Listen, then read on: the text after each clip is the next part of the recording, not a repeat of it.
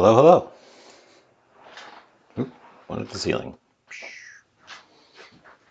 Hello, and welcome in to this stream. So, I was mulling over what to make today. It was going to be something with this guy. Naomi! Hi. It was going to be something with this guy. Probably a better view of this guy over here. Boop. This fella, this fine gentleman, is a chunk of a hen of the woods. But then, just mere an hour-ish ago, I was watching our friend Ever over on his channel making a chicken noodle soup, and apparently that's the thing to do. So we're going to figure out how to make chicken noodle soup from no prep. I don't have chicken stock. I don't have chicken broth. I have some concentrate.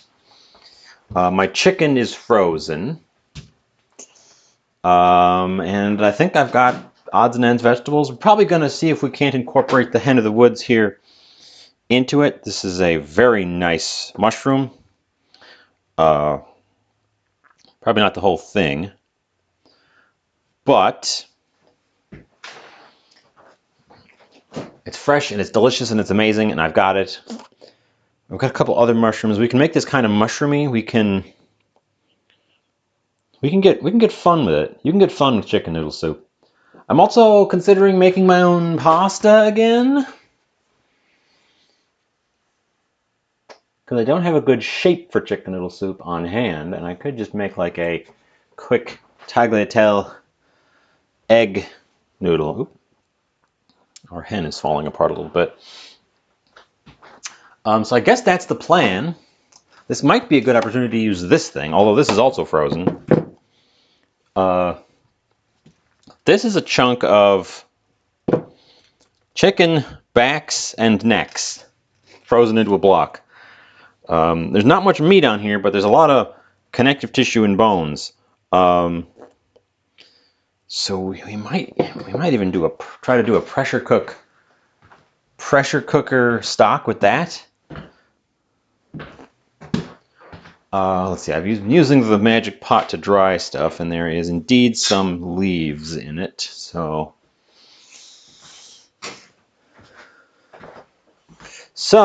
that's the plan, I think. We're going to start with...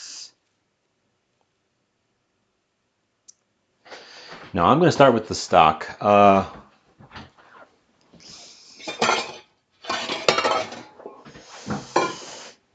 been having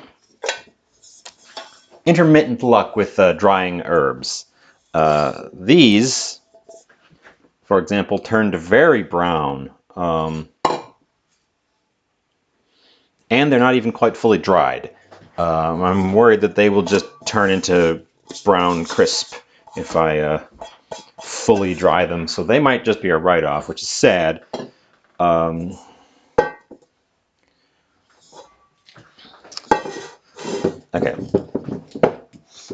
Let's get that guy out of there. Let's put this one in the fridge while I'm not using it.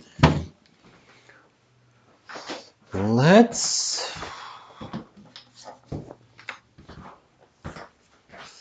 see what this what the instructions on this thing say about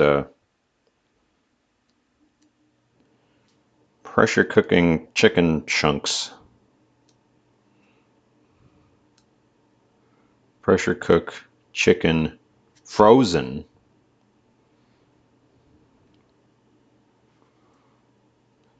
Well, you can cook right from frozen, so I guess we just get the plastic off of it, put some water in there, and call it good, and let it run for a while.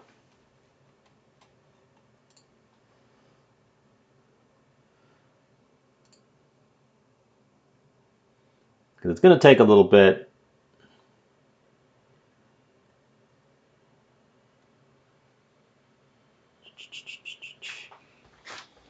Okay, so let's get this guy out of its plastic. I've had this for ages. These are probably very freezer burned, but that's fine if I'm just using them for something like this. You don't need it to be all intact. You just need it to be all there.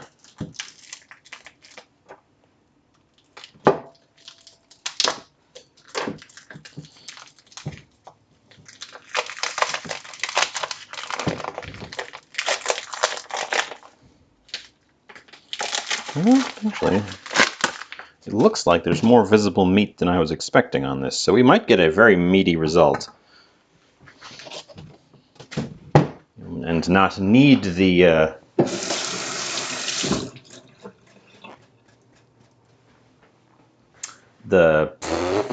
words.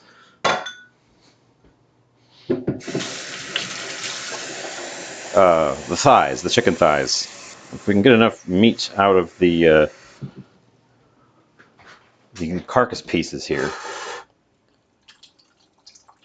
It's definitely freezer burned, that's for sure, which makes sense. I've had this in the freezer for ages. I'm going to pour the water right over the top to help start thawing. So I should just do this over the sink, which we're going to go do right now.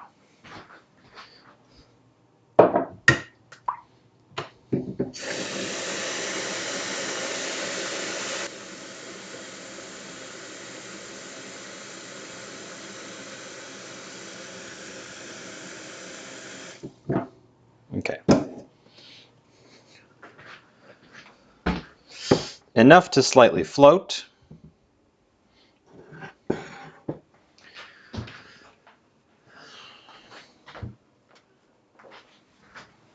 Cutting board. We're going to throw some vegetables. Screech. We're going to cut some vegetables, throw them in with it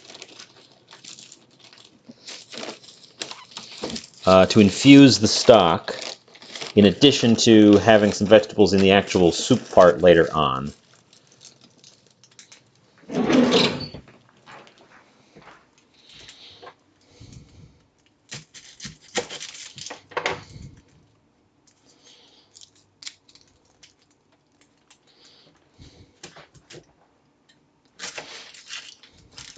So when you're making a stock and you want to put onions in it, don't take the papers off. Just chuck them in. Suppose take the little rootlets off. But don't take the papers off. Just chuck them in. And don't bother mincing up your onion either. The papers, as it turns out, are full of flavor. It's just that they're super inedible. But if you're doing something like this, where it's going to be this long extraction, or in our case, a hopefully not super long extraction, just leave the dang things on there.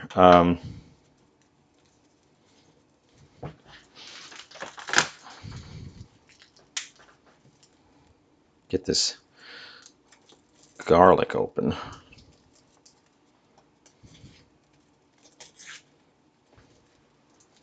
Come on.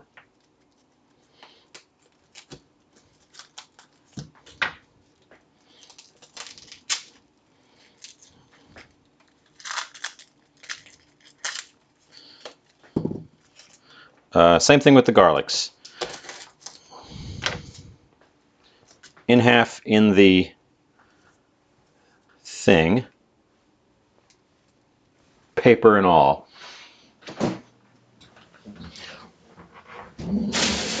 And I've got purple carrots. Carrots and celery are good in the stock. We'll just roughly chunk a couple of them in there.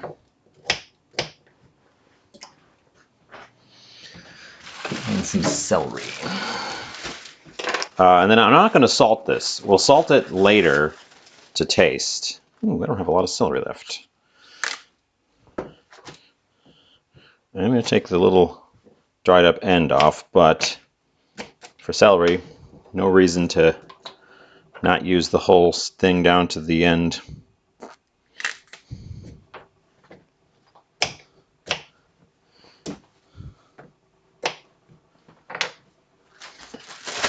Okay, okay.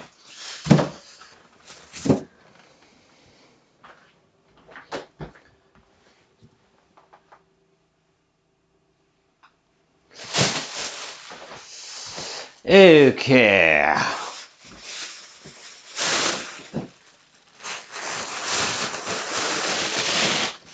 Put that part away. Put that part away. I'm going to save that piece. Compost bucket is out here because I was using it for herb stems. Speaking of herbs, I'm going to... do I want to throw herbs in at this? Yes, I do.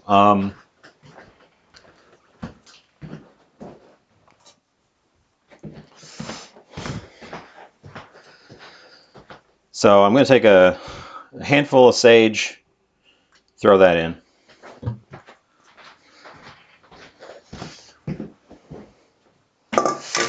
We're going to take a cutting from the surviving thyme plant.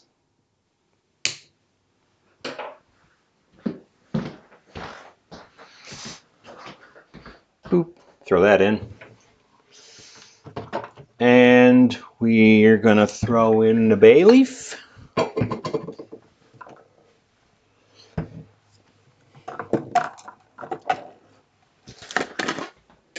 Oop, we're real low on bay leaves.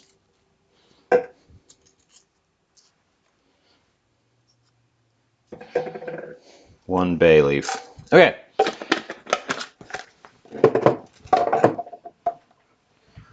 Odds, ends, bits, pieces. Make sure everybody's at least touching the water.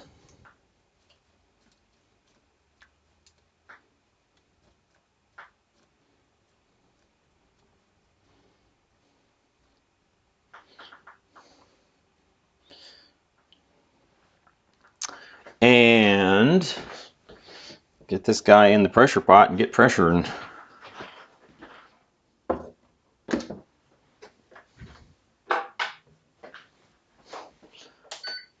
Power on.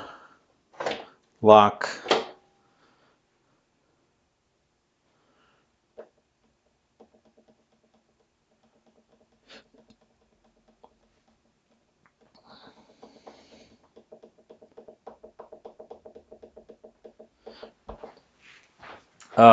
How long do we run it for is the question.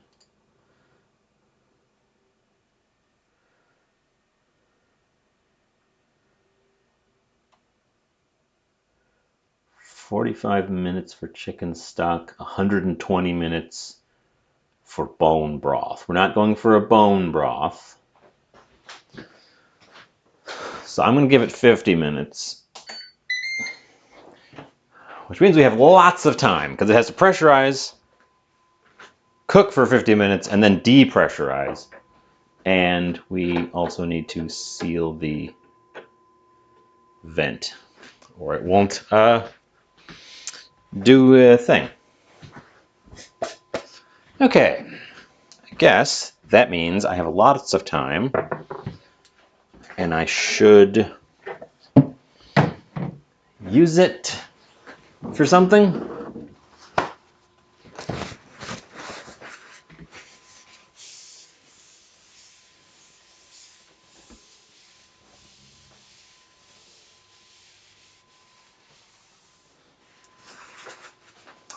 And I believe that something is going to be homemade noodles. We've made them before. I need to practice.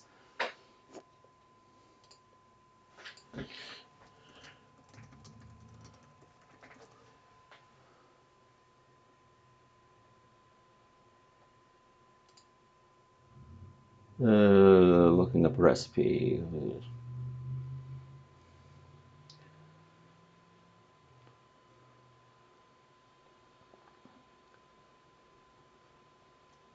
Blah, blah, blah, blah, blah, blah, blah.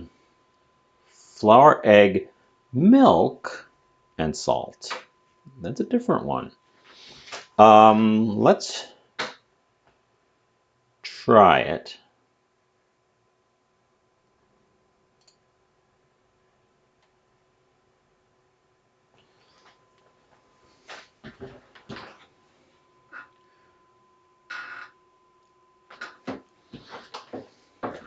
We can cut this in half. 2 eggs, we can make 1 egg's worth. We can do...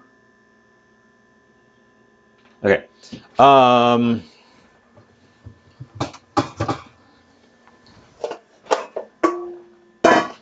Get out a nice big bowl.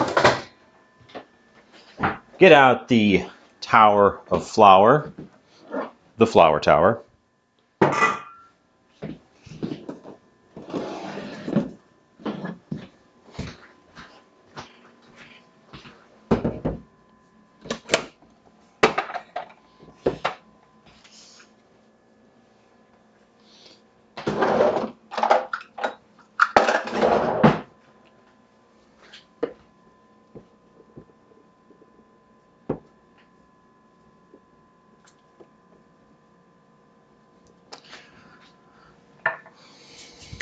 One cup of flour. Keep your flour tower handy. We will need it for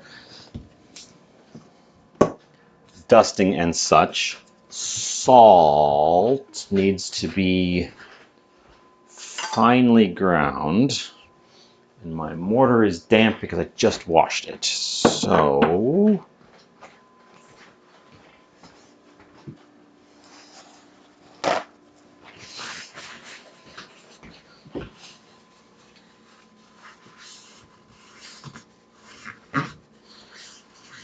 wipe it down. It should be dry in a moment.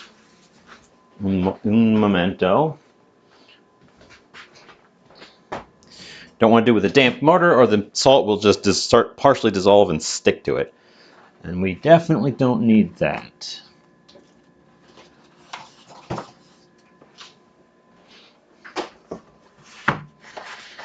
And 1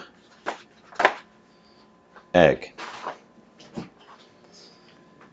Apparently some milk. Thankfully I have some milk. I often don't have milk, but today I do.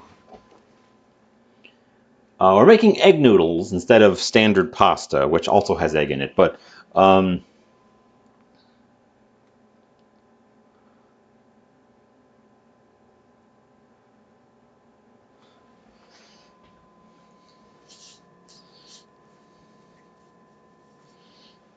I am supposed to, according to this recipe, do this the other way around.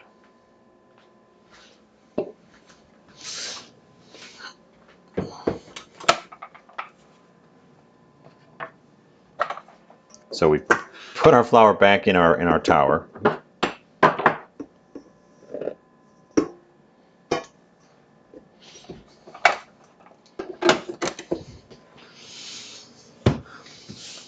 This is a different recipe. This is not a build a mound and do a well. This feels more like an American recipe.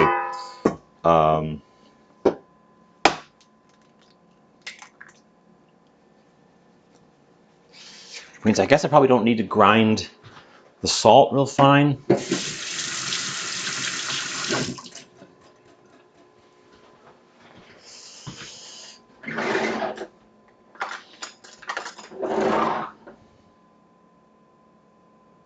What in the heck is that?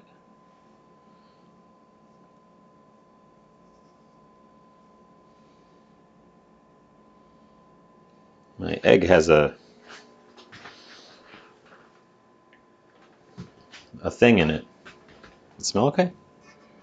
Yeah, it smells fine.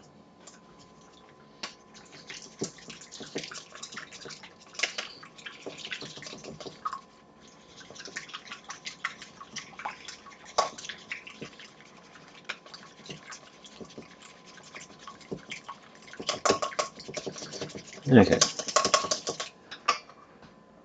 Beat that egg. We only need a whisper of milk here.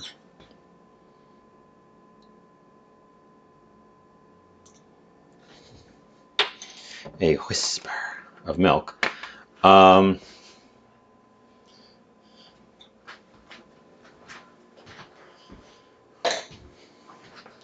Which I guess is meant to loosen it up. I wish recipes had reasonings.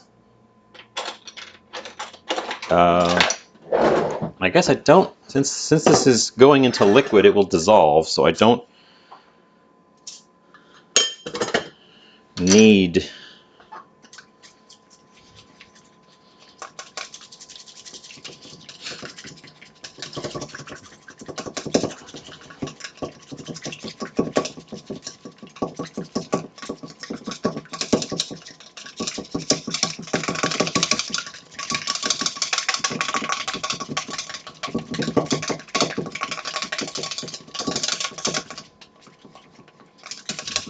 Okay. Okay. Okay. Now you're supposed to add the flour to this mixture a bit at a time until you reach your appropriate thickness, which is which means that they didn't really measure their flour; they just wung it. So I guess we'll wing it.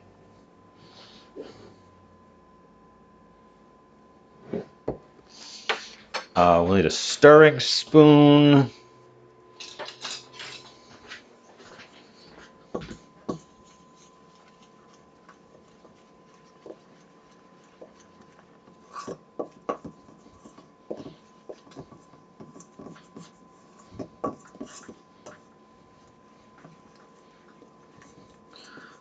So, how's your day going? I just came off of an interview, which I was surprised by because this morning I did not have an interview scheduled. They called today and said, "Hey, we'd like to schedule an interview. Can you come in today?" And I said, "Sure." And then I feel like I did really badly. Um,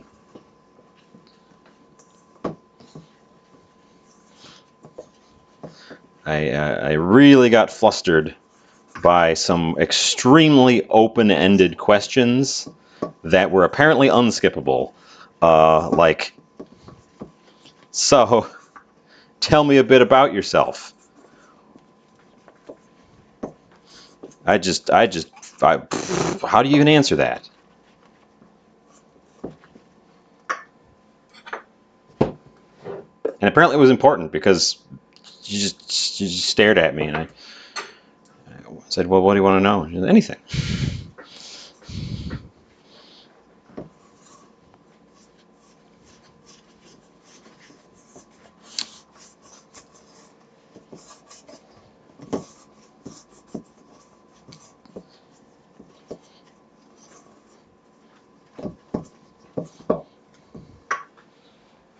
Okay.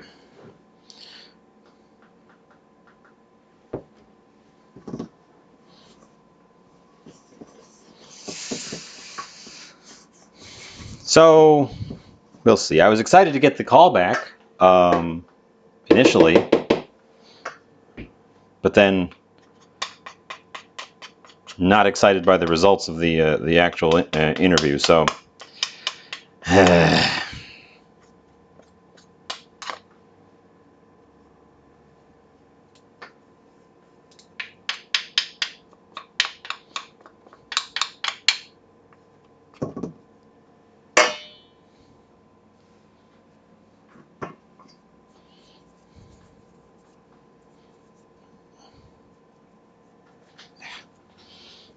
this is a strange way to make noodles. This is not a way to make noodles that I would choose to do, I think. Making a pile of flour and pushing it into the liquid just seems much easier.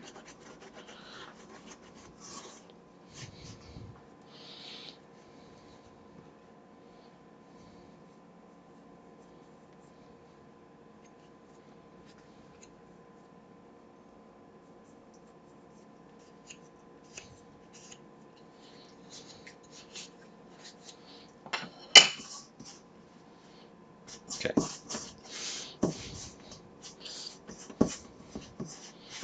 So our dough ball is still too soft, but there's a lot of unincorporated dough. Honestly, I think this bowl is too big.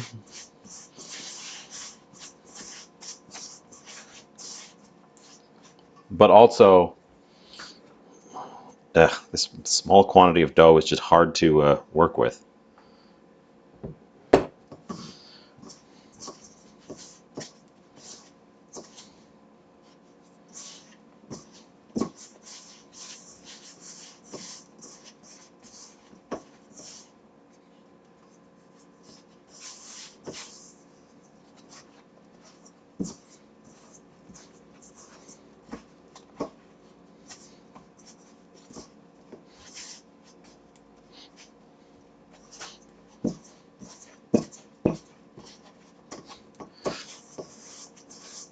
Oh.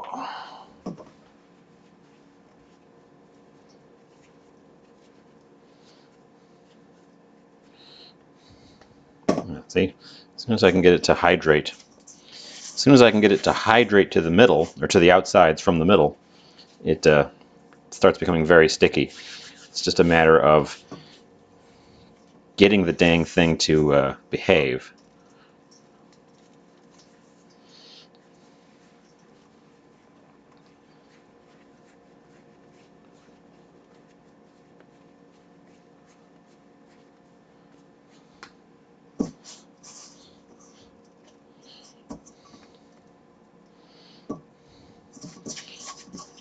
And get this loose stuff incorporated.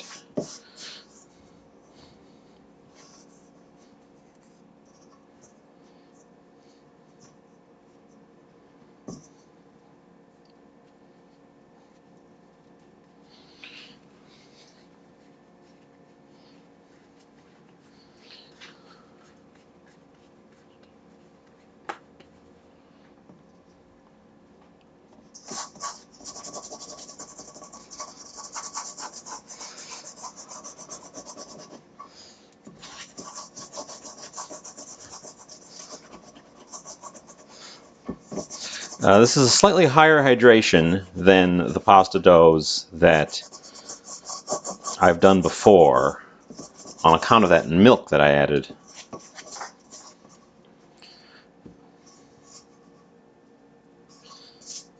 We're gonna move the bowl. I think it's firm enough to get it out on the work surface, which I should have floured.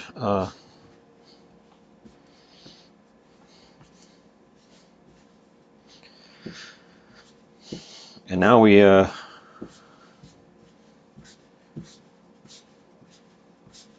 work it in the flour to work flour into it and to develop the glutens to firm it up.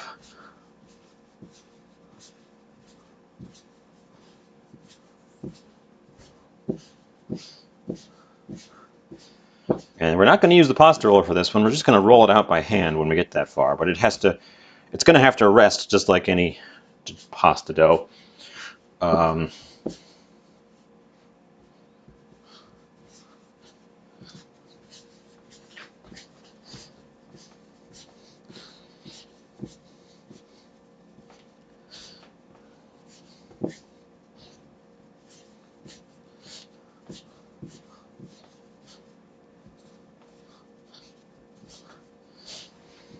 Pasta is one of those awkward things because you can't really weigh it out because it's affected by so many factors that can't be accounted for in a recipe. The big one being ambient humidity. Nope, we have an ad coming up. Oh, we have an ad currently. It snuck up on me.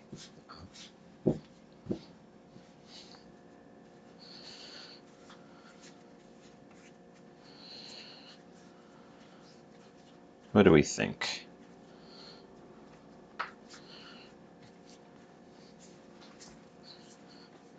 Need it up here so it's not constantly picking up new flour.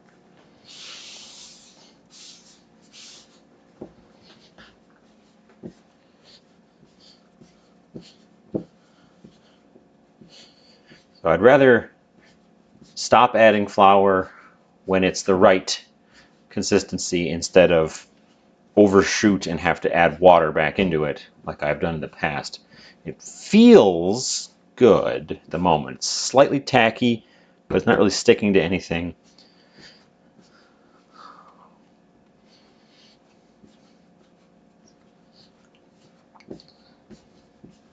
I have no idea how much flour I actually added. Pull that screen up.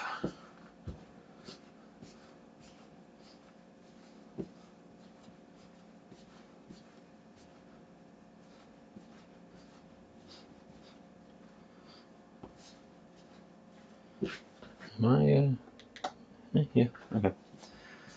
Oh.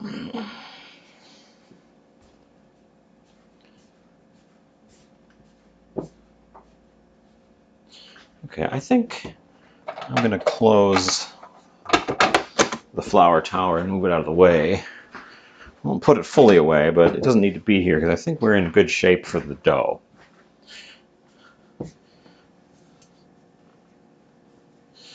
We're not sticking, it's sticking to itself pretty well.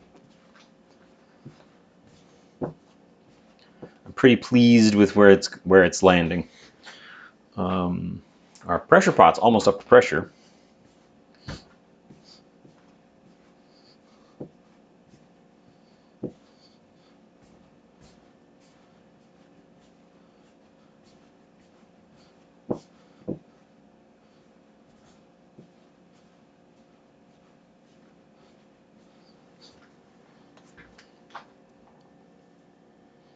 What do you think? What do you think?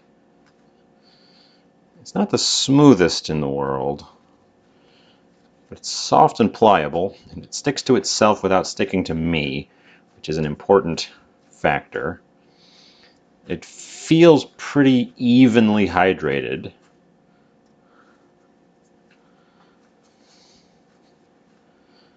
I think I've been kneading it enough. Can I window pane it?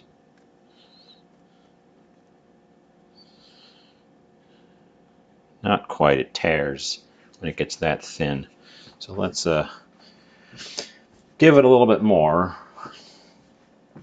kneading just to develop it up. It's going to have to get wrapped and rested to relax. Because if it's too tight, if the glutens are too tight, you can't roll it out. It just contracts as soon as you try to roll it.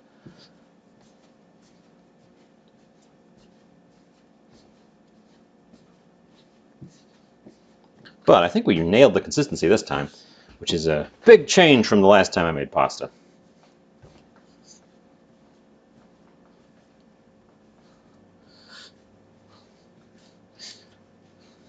It feels like I think it should. It's got that almost like skin.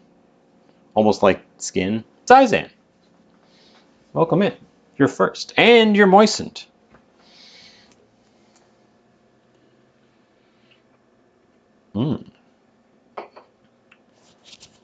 Moist. Yes, soup. I was watching So Everdream make soup today, and decided that I would offer a rebuttal soup. I, of course, am going way too far. We're making my own noodles. We're making my own chicken stock from frozen carcass chunks. That's in the pressure pot.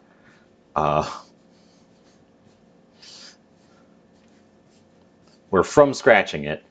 I've also got this beastie, this fine gentleman. So we're probably going to use part of this because it'd be a shame to not. And yeah, that's the plan. So at the moment, you're watching me knead an egg noodle dough that I am extremely happy with.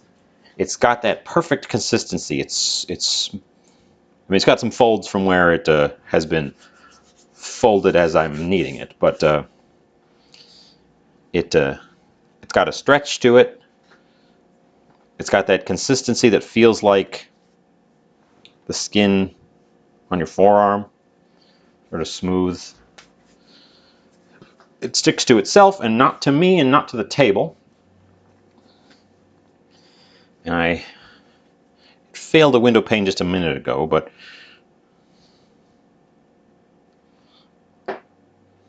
this time it doesn't. Can you see the shadow go through there? We pass our window pane test, which you're supposed to hold up to a light and see if you can see through it. So I guess that means it's done, and I'm going to roll it into a ball and put it in some plastic wrap to rest. Ooh, I can smell the pressure pot. And it also says it's almost up to pressure, so that's going to start doing soon. We're going to have pressure fun. Why does this keep happening to my plastic wrap?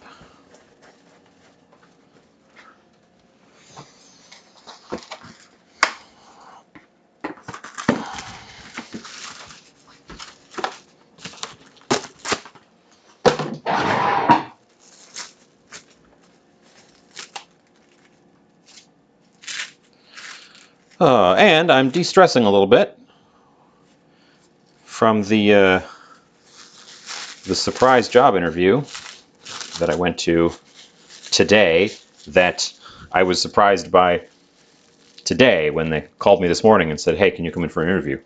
We have openings today. And then I feel like I did real bad. Anyways, so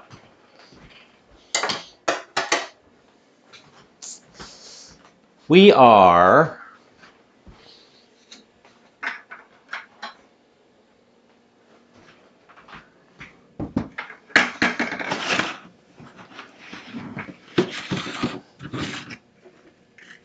doing that. That's what we're doing.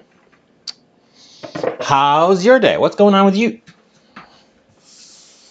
Haven't seen you for a while.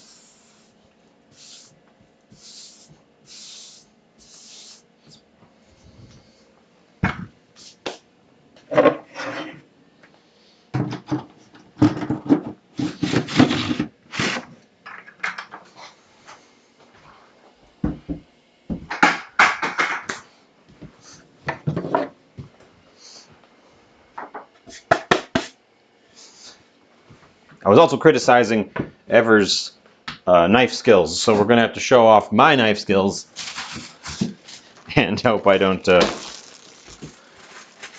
have egg on my face. We're also going to finish off this celery because I have very little celery left.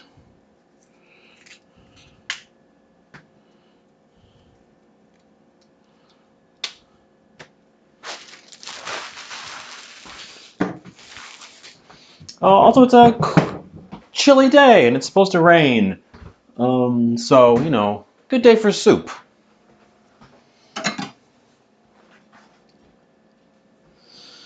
So let me ask you, between these two knives, which one is for chopping vegetables? Spear. Hi, welcome in.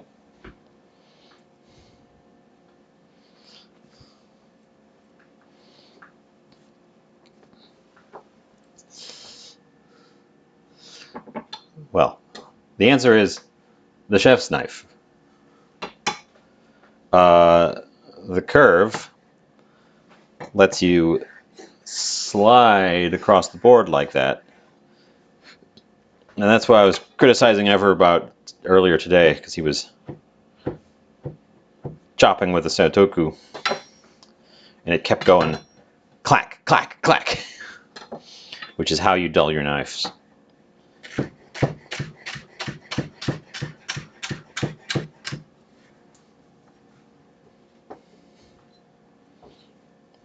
Now, celery is, of course, like the easiest thing in the world to cut. It's very sturdy, but doesn't resist the blade hardly at all. You take the ends up. I should have used these ends in the stock pot. Or at least these weird little middle pieces in the stock pot, so I could save the larger pieces, the larger and nicer pieces that ended up going in the stock pot for the actual soup.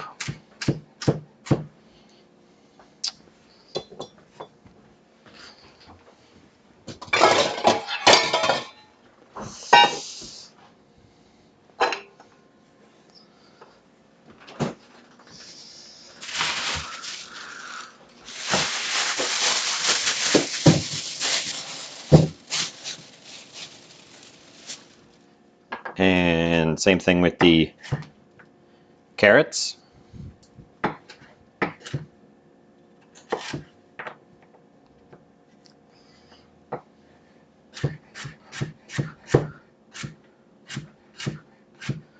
Of course, purple carrots, especially when they're also orange on the inside. Don't stay purple in the cook. That's our weird little tip.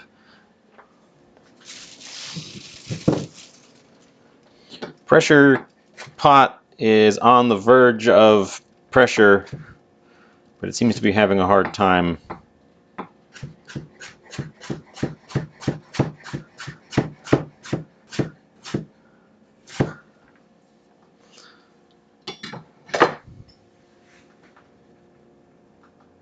Come on, bud.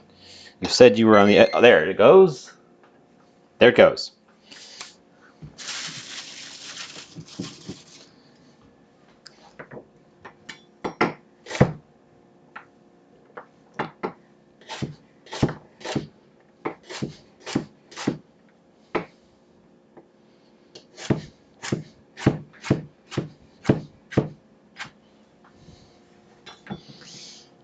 It's too bad the purple doesn't stay through when you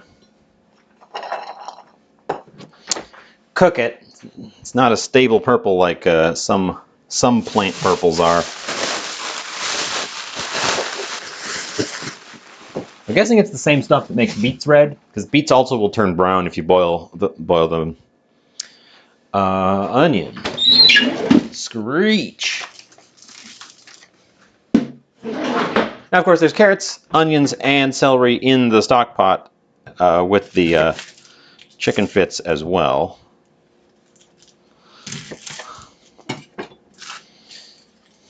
So I, again, should have probably cut these all in advance so that I could use these scrap parts in the stock pot, because you can throw onion papers in the stock and they will impart delicious oniony flavor,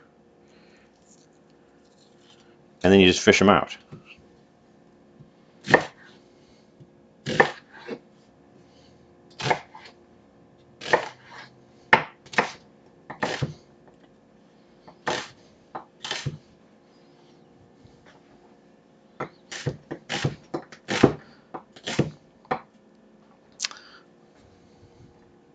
So, slight subject change. There's a game I've been looking forward to. Bookwoman. Hello.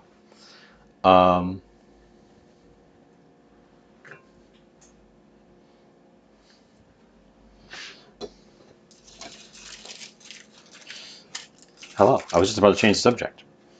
It wasn't a challenge as in, haha, I don't think you can make chicken noodle soup. It's a challenge in that, so Everdream was making chicken noodle soup, and I said, I could do that better. So I'm gonna.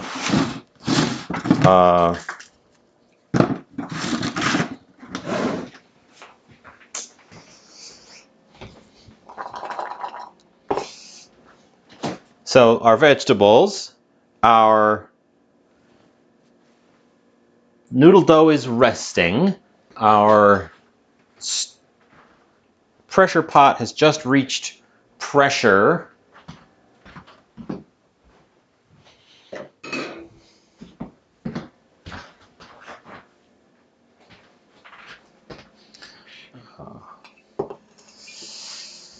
We're going to use these, so I want to trim the dried up bits off.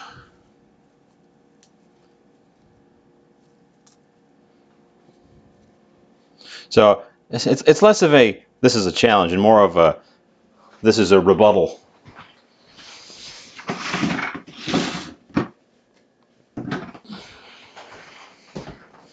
So this stuff's going to go in at a different stage of cooking.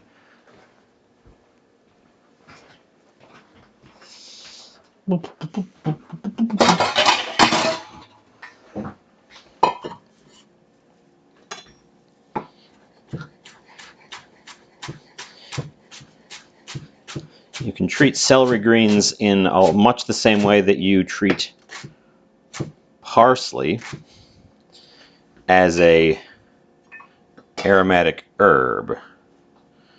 And we will be doing that here.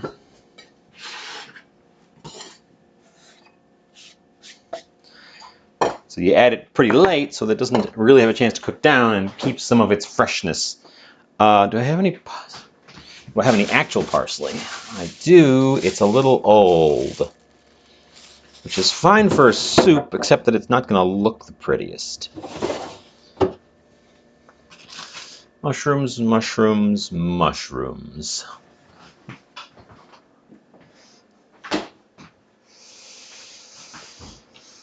Oh.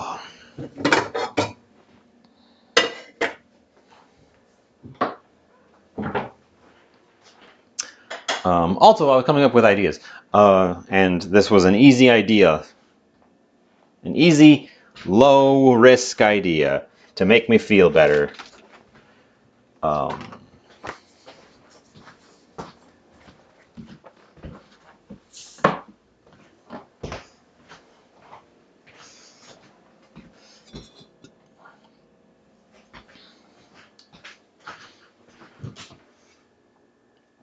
I wish I had some chicken schmaltz.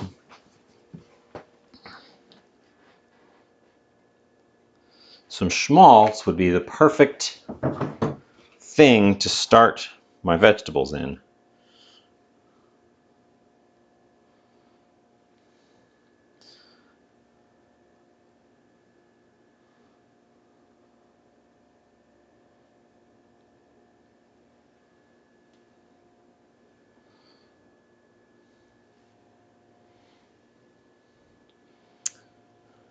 Do I want a bigger pot?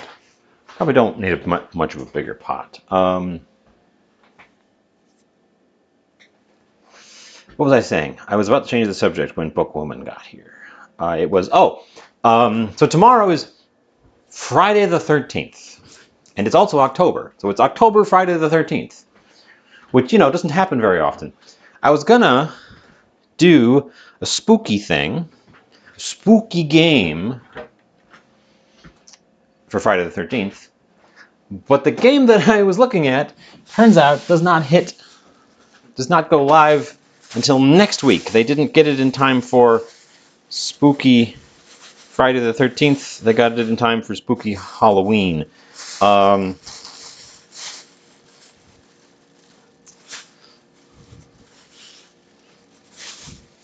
So I don't have a spooky backup.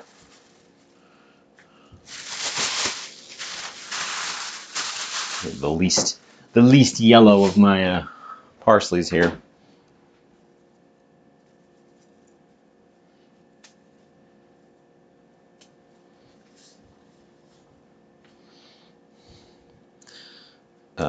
These should have gone in the stock pot too.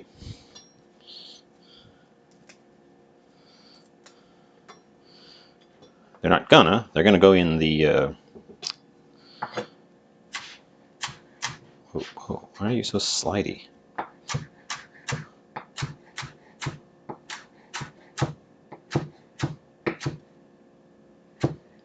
They're gonna go in with the vegetables. They're obviously much smaller and less robust.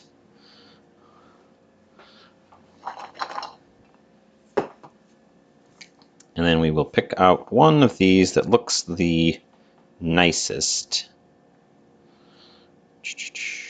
Like that one. The rest can get minced up as well.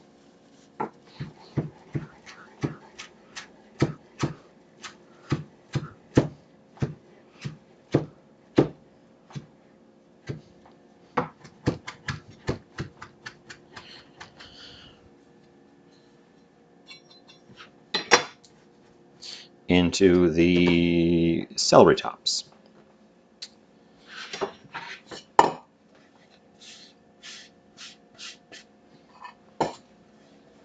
Since our celery tops were especially pale because they were all like core pieces. One decorative piece of parsley for plating. I'm going to keep sort of reaching for and doing things on account of we have a whole bunch of time on the chicken stock. Good thing I started that one first.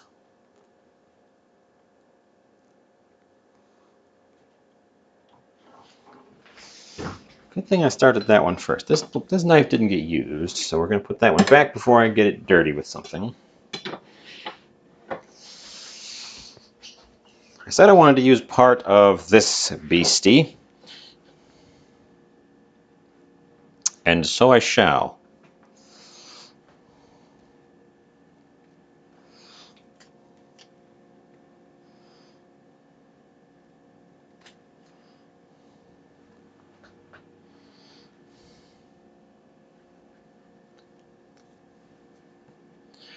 This is a hen of the woods mushroom, which was gifted upon me. It's part of a head of the woods mushroom. The whole thing was like this big, so I got a chunk of it. It's a dense, meaty shroom. It holds up to cooking quite robustly. And you generally can't buy it in the store. You got to find it in the woods.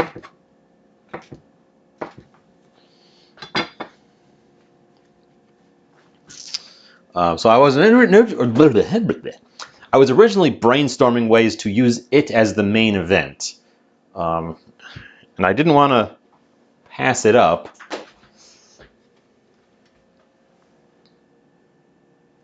But yeah, it's beautiful. It's an enormous mushroom too. We're gonna hang on to the rest of it. We may see it again soon. Soonest.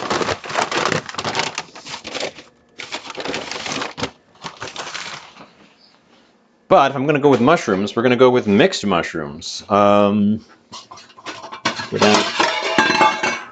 out yet another bowl. So this is a dense meat-like mushroom that is great for a main course. And it's probably going to end up being a pretty good part of the bulk of our soup, since the chicken I'm using is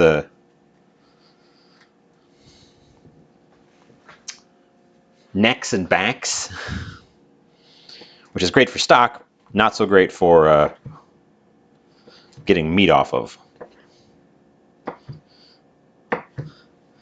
And this is a shiitake,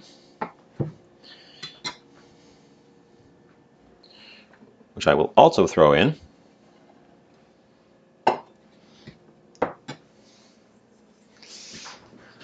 And this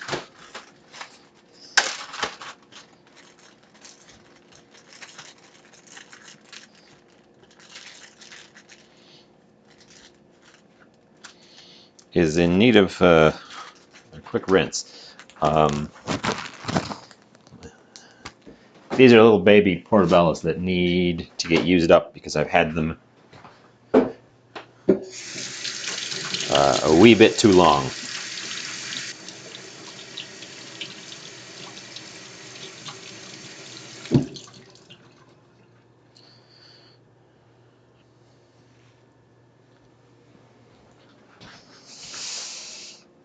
But yes, I was very surprised and excited about the hen of the woods. So I definitely wanted to take advantage while I had it.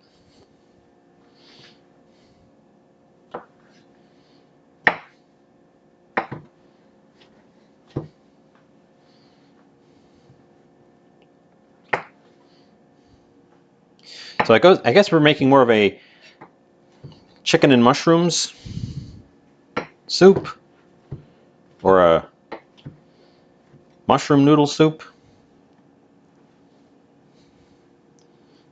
Because I'm not shying away from the mushrooms, and we're not putting a ton of chicken in.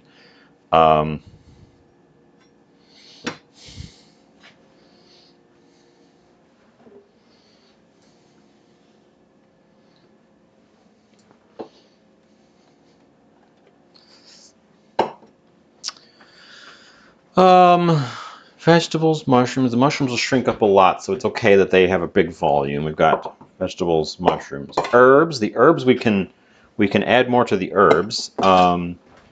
There's some sage and thyme in the stock pot, but I just picked a bunch of sage. Let's bring the whole thing in here.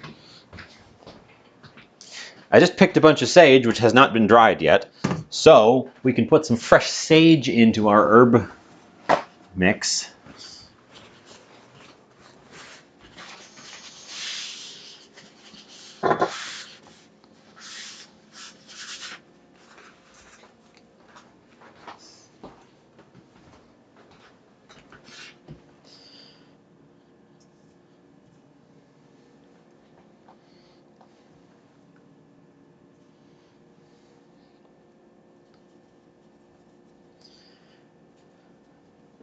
Bunch them up.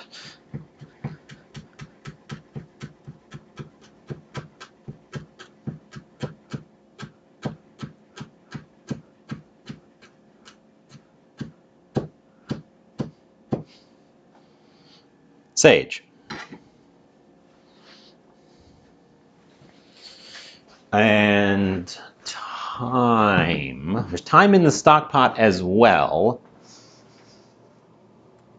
Let me cut a bit.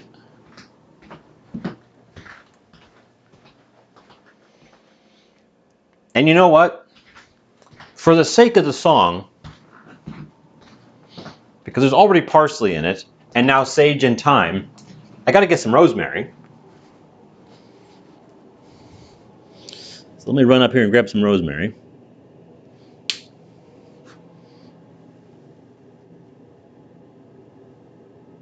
Rosemary is currently living in the front window. The outdoor herbs have been largely retired, moved either inside or picked for drying.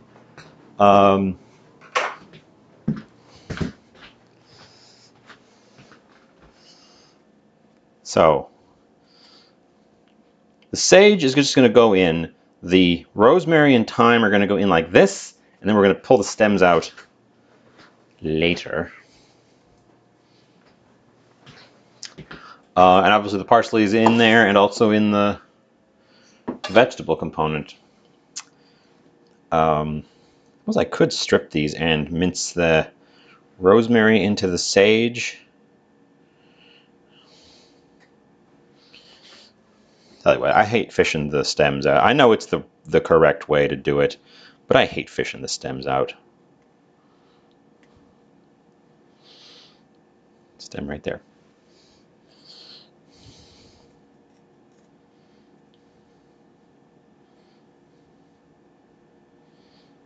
So we're going to strip the leaves off the stems now.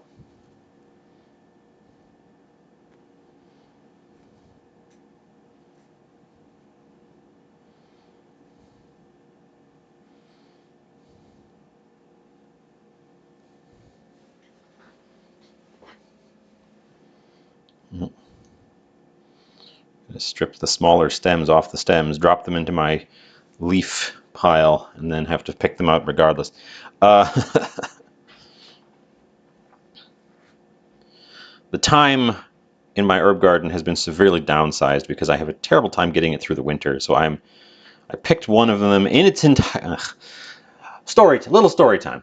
I've been picking my herbs and drying them using the magic pot actually because it has a dehydrator mode, and I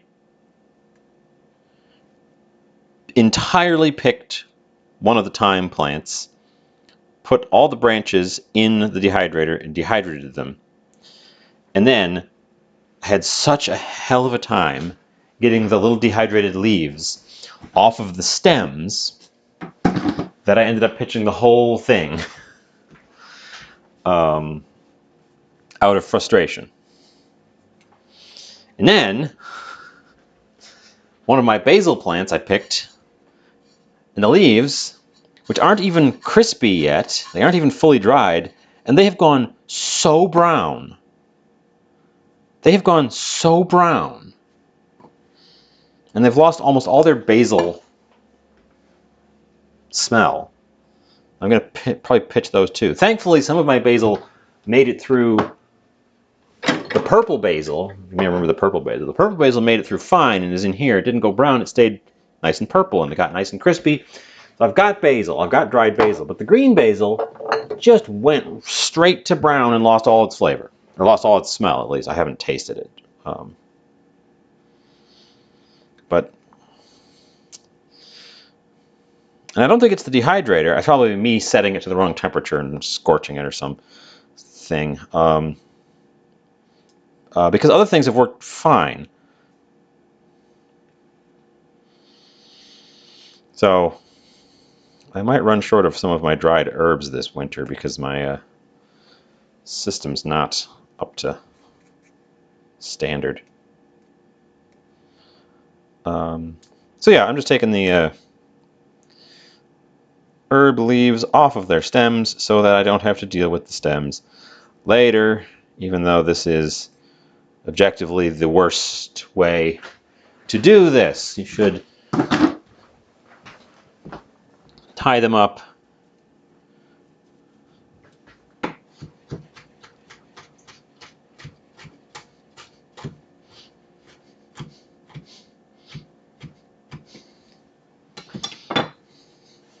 okay.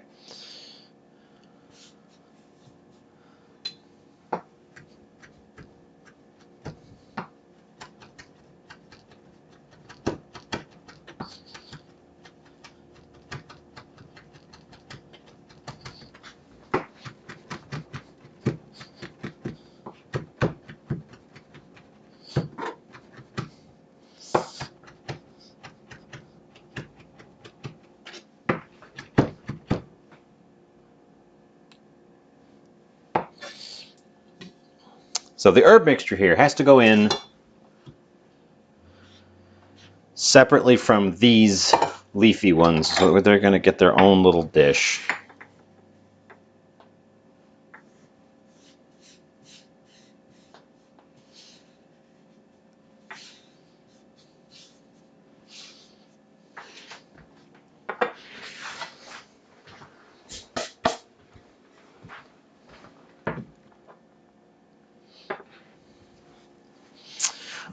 It makes me hesitant for the drying of the sage here, which I picked in preparation to dry it, because I'm afraid of making it go all brown and gross.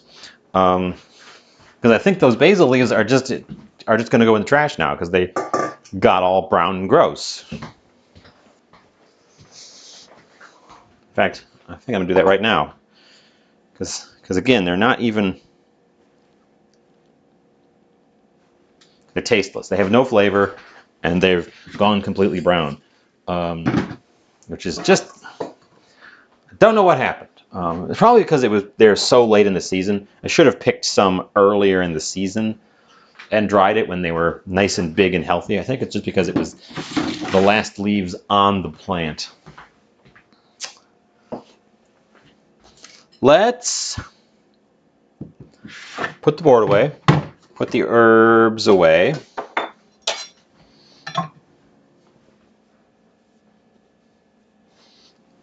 Clean this off and take a look at our noodle dough.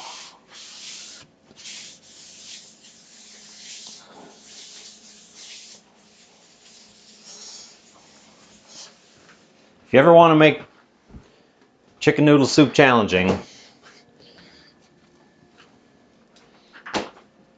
make your own noodles from scratch.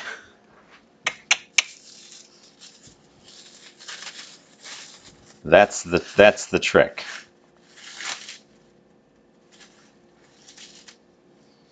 Looks pretty good. It's been in there long enough to have rested. Everybody out of the way, out of the way. Save the plastic. Learn my lesson from last time. Save the plastic, wrap up any part of this I'm not immediately using so that it does not dry out.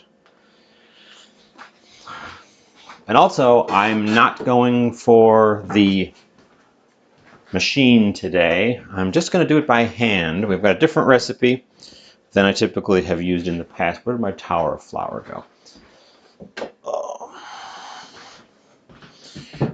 We used a different recipe. It's a bit softer. I'm hoping it'll be easier to roll out by hand. We also just want kind of a rustic noodle.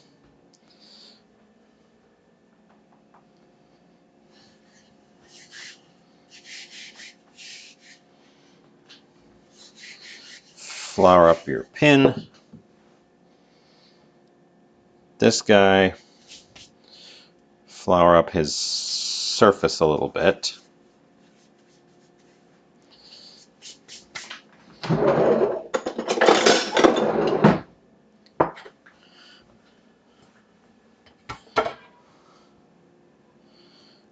Oh, it's a nice looking dough.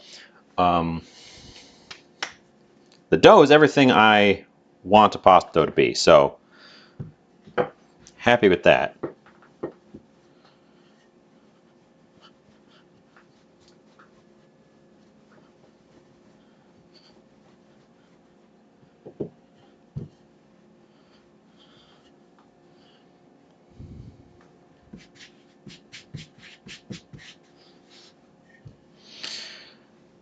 And you're supposed to roll this pretty much as thin as it will let you.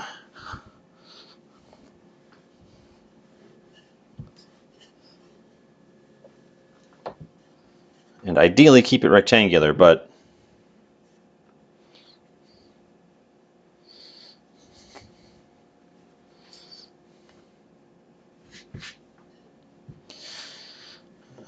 oh, we're going for rustic.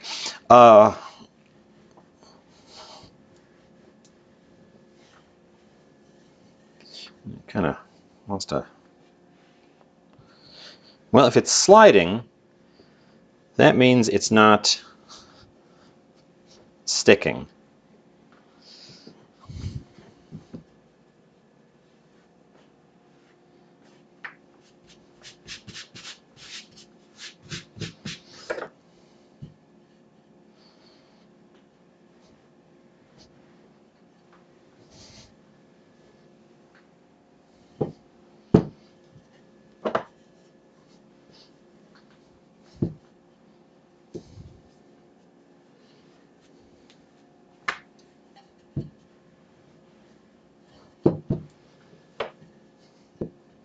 Okay.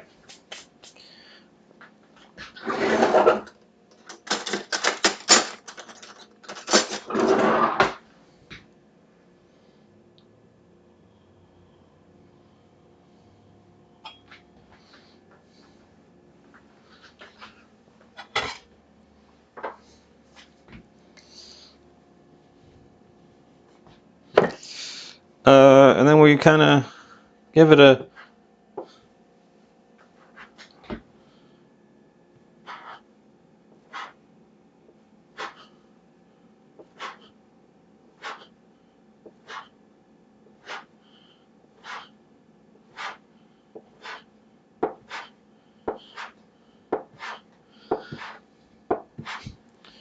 give it one of these, and you've got noodles. And that was so much easier than the last time we did it.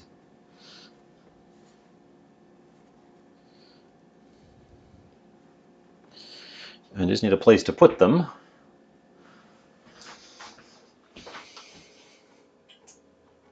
Flat place to put them.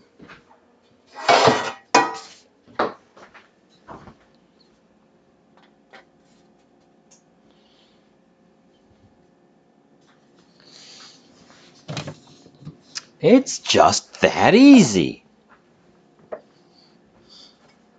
So actually, I should cut starting from the left and going to the right, because then I can see the pieces as they come off.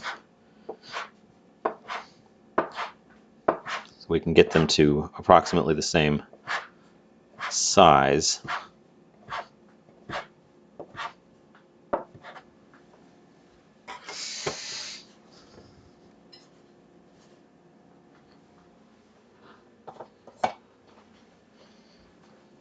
Okay, well, the other piece has only been sitting there now for a few moments.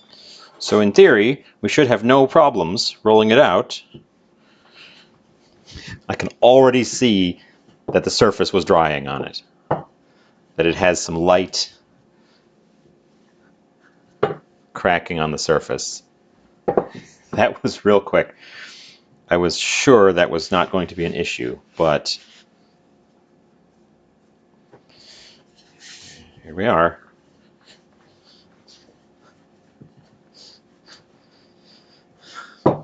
Once they're shaped, you don't need to worry about them drying anymore. Once they're shaped and cut, they're fine. In fact, they're frequently at that stage deliberately dried, because you cook them by boiling, so no matter how dry they are, they're going to be rehydrated by the cooking process.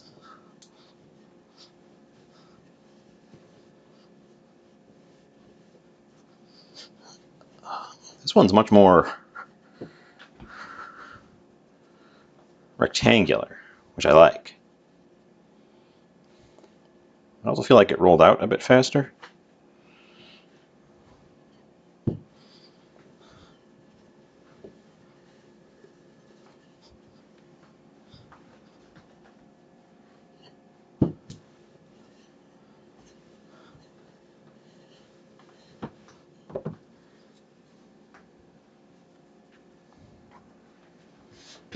Okay.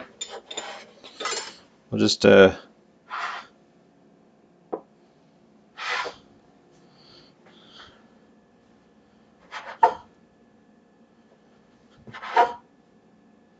it's too hard to do.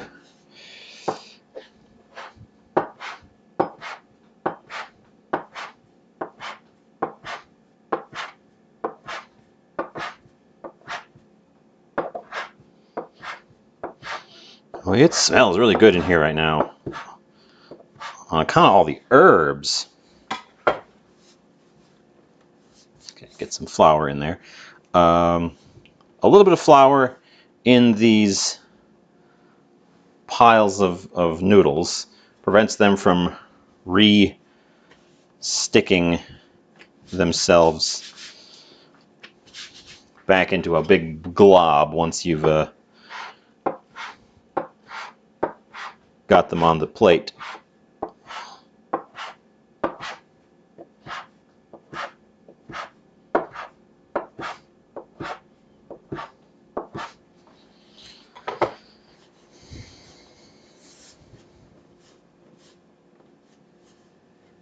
Okay, they're a little thick. They're rustic, but there you go. Homemade noodles, and they went real quick. I am going to put the plastic over the top just to protect them from the room. We can set them over here for whenever I need them.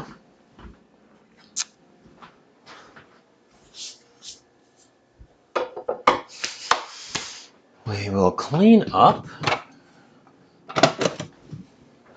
Don't need the flour anymore because I'm not building a roux because we're making a soup.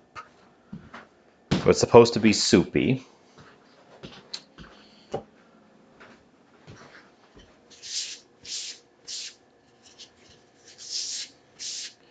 Okay, I'm pretty pleased. I was worried that I'd have a bunch of just standing around time today. But so far, it's been a pretty dynamic, active process. So, what is going on out in the wide world of chat?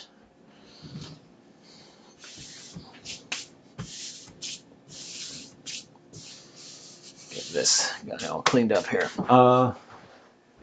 I mentioned earlier, but a bunch of you probably weren't here. I got called in for a job interview today, which was a big surprise.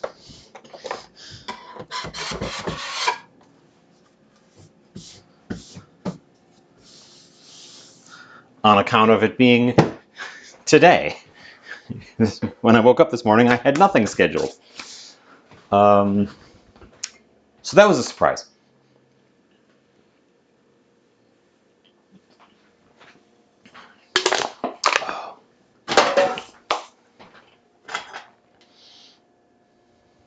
So fingers crossed on that.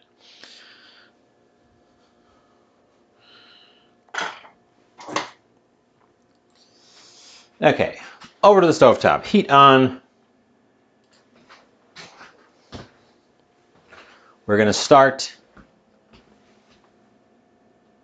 vegetables.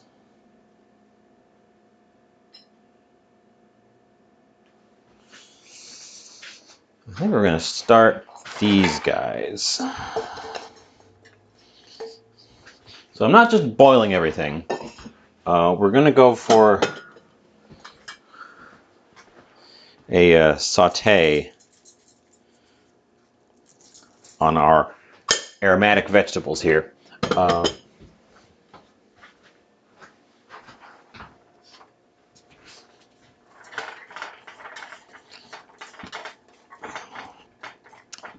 So I can get some different flavor elements in there that you can't get from just boiling. So we're going to turn that up above medium slightly because I actually want a little bit of browning to start to develop on these guys. We also want them to sweat out and develop a bit of their sweetness. I'm not concerned about salting them at this stage because our stock has no salt in it. It is an unsalted stock on account of I didn't put any salt in the pot when I started making the stock. That, by the way, has 15 minutes left on it, and then we will do a pressure. We'll have to do a pressure release. So I'm excited to see how the pressure pot stock comes out as well. But yeah, so we're gonna start doing some actual cooking and not just a bunch of mucking about with ingredients.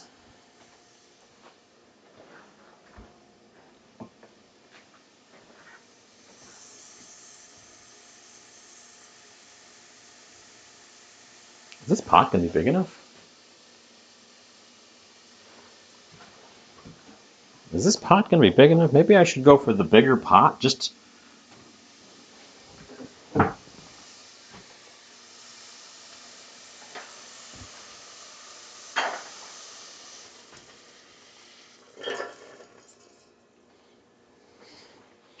feels silly, but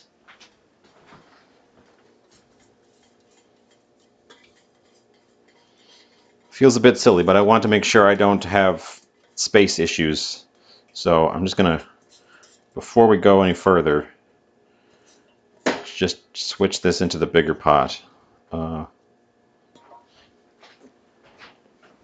It does mean that I have dirtied a pot for no reason.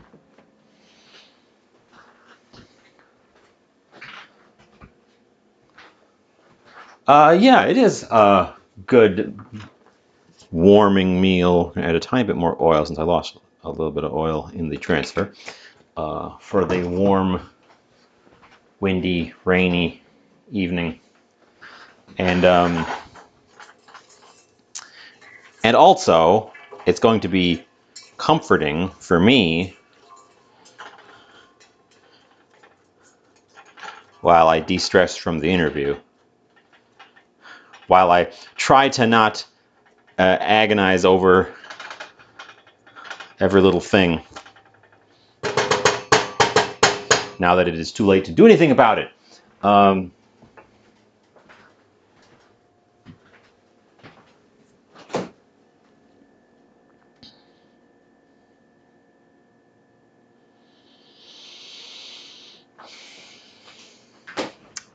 garlic. We can't forget the garlic.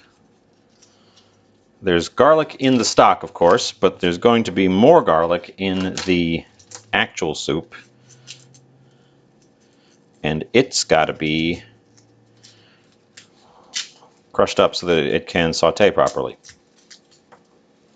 And I'll probably add some garlic powder as well.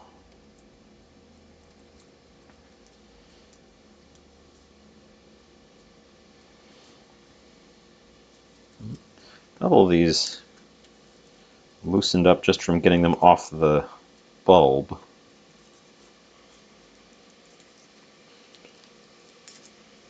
half of them loosened up from just getting them off the bulb. Where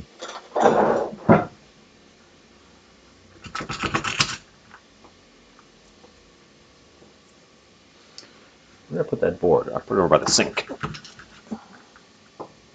Ooh, we got one defeating...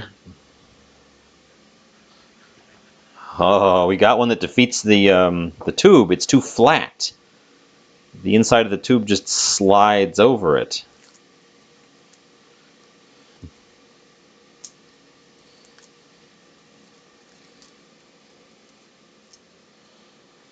I don't see that very often. You guys are looking at the wrong... Well, you can still see me in the corner.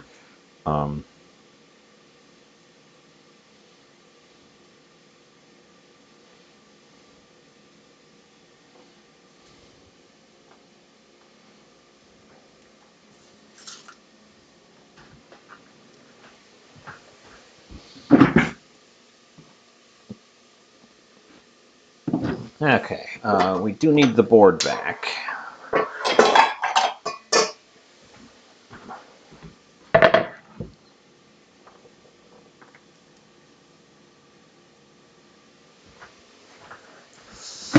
And we need to push around the stuff.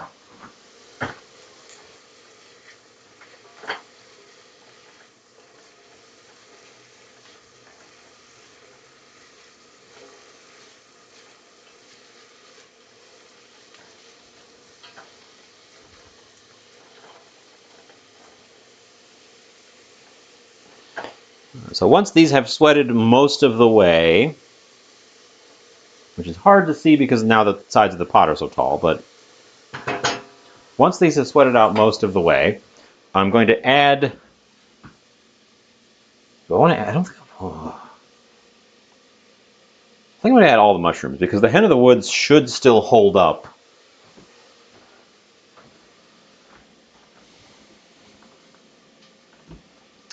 We're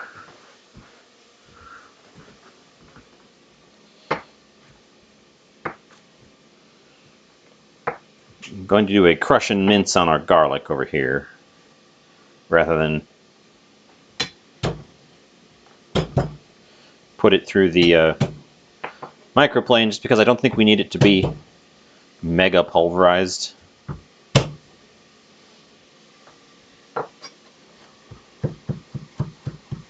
It makes it a little sturdier when we put it in the pot too. It doesn't immediately start to burn it on the bottom. Given that that is not a nonstick, there is a concern of it perhaps sticking to the bottom and burning, even when it's only in there for a short time.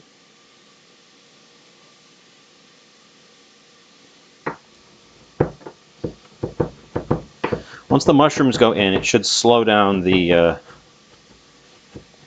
cooking of the whole soup pot, just because they're going to start producing a lot of moisture and kind of mitigate the heat. But I don't want to add them too early because I do want these vegetables to have a chance to get a little bit of browning before they get drowned in mushroom juice. We don't want to add any of our fine herbs at this point because they would definitely burn. They'll probably go in just before we add the liquid.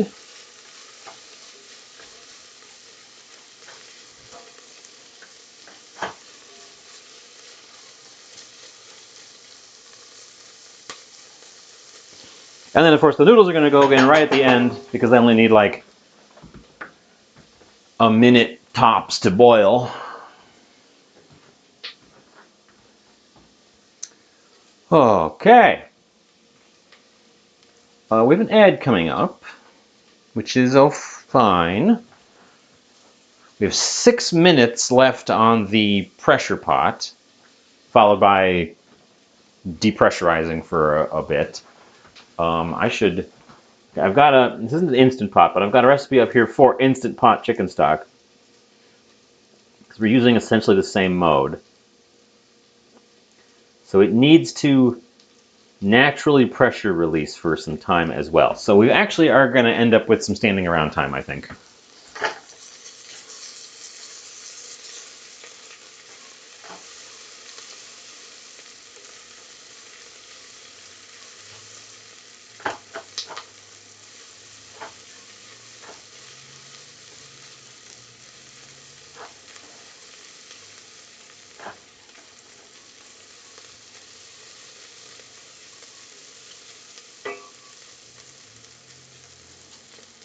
Once I start seeing the edges of browning forming on any of the vegetables in our pot, that will be the time to throw in all of our mushrooms. Or perhaps the garlic. We should throw the garlic in first. Get the garlic started. And then in a pinch I can deglaze the pan before. Well, we're gonna add all the stock anyway, so it'll deglaze with the stock. So I guess we don't need to do anything to it. I'm probably gonna add some seasoning. Seasoning improves the taste.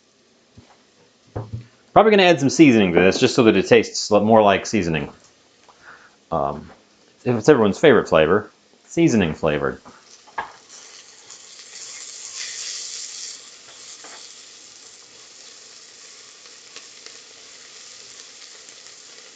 There's an interesting, almost nutty smell coming out of the pot here. Wondering if that's from these purple carrots. We do have a little bit of brown edges forming.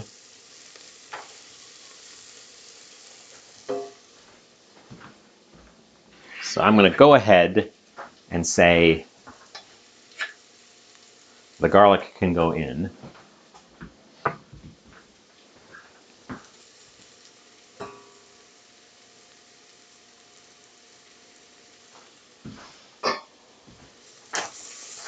Stir that around, get the garlic, quote unquote, fragrant.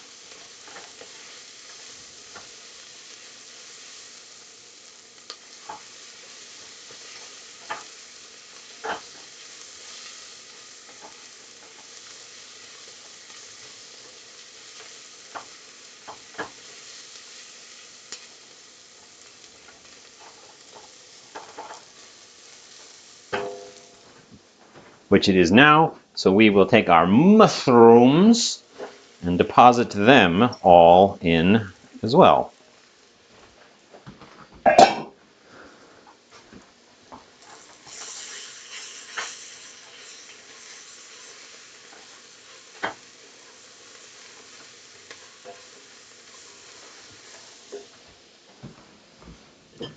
There's our add. I'm adding a little bit of salt to our mushrooms to help them express their water. And we're also going to take our temperature down because I don't want to scorch anything at this stage.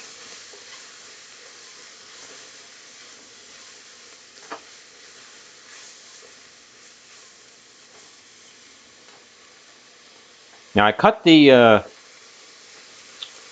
hen of the woods very large, and it, unlike the other mushrooms, does not shrink up very much. So we're going to have some big old pieces in there when we get to the end of this, which is exciting. Let me add some of my seasoning.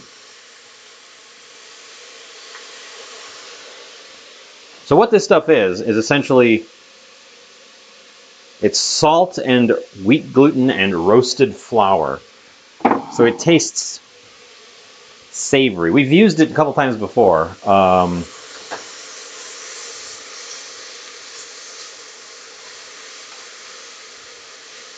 I'm sure if you could smell it, you'd recognize it. You know what it smells like? You know what it smells almost exactly like? Is those really cheap soy sauce packets that come in like gas station sushi. That's what that stuff really smells like.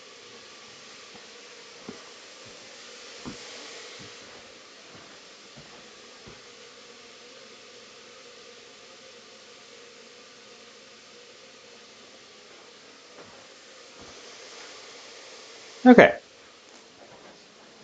So let those guys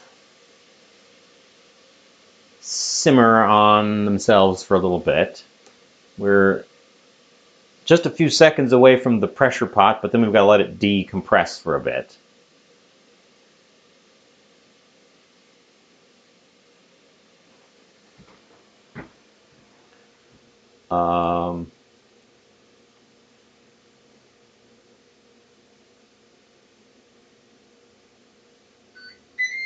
There's the beep.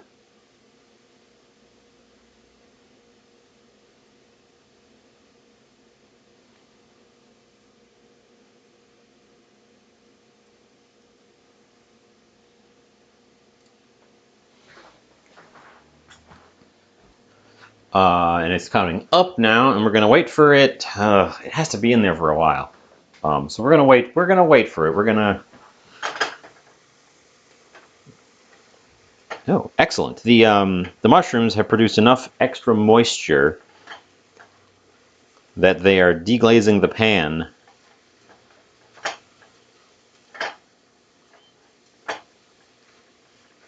on their own.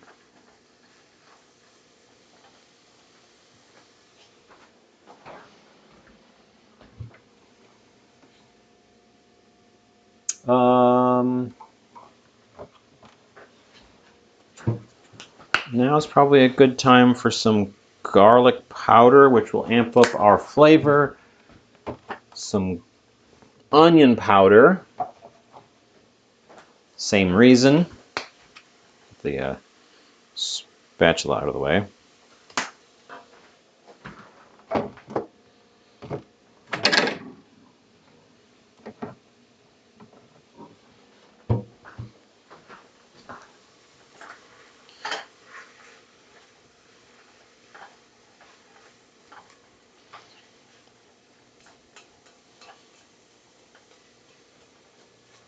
And with our heat down to the point where it's just kind of gently steaming these things off, I think we can throw in our harder herbs. The parsley and the celery leaves are more delicate than the thyme, rosemary, and sage.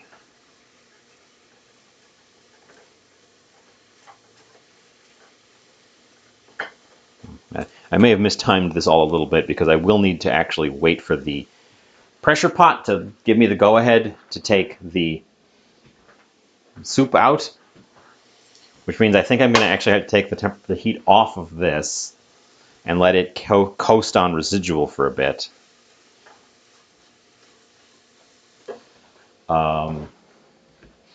Which means we have time for a crazy experiment. The last crazy experiment didn't go super well. Let me tell you, story. We'll do story time. I actually don't have them for examples because I had to eat them all in one go. But the cubes, last time when we made the cubes, we made 4 pumpkin pie cubes and 1 chocolate yogurt cube. And they didn't want to set in the fridge, and so I put them in the freezer. Well, in the freezer, the chocolate yogurt one froze very, very quickly into a brick. The pumpkin ones stayed soft, so I left them in there a bit longer. Well, eventually they all froze solid, so I had to move them back to the fridge to thaw out so they weren't just solid. The pumpkin pies were they tasted good, but they had consistency issues, and they immediately started weeping into a puddle on the plate once they warmed up. The picture I posted of them was not, they were not edible at that point because they were still too hard to eat. So our experiment wasn't a success. They didn't set. The things didn't set. That was the issue. And the chocolate one froze rock solid when it was in the freezer, and then turned right back into yogurt consistency when I got it in the fridge. So I ended up just scooping that one out with a spoon and eating it directly. So that never even got to the plate because I could not get it to. It was either a chocolate ice cube or just chocolate yogurt. It never wanted to be sort of a jello consistency in between. So I learned some stuff from those experiments, but that was weird, and it didn't really work out.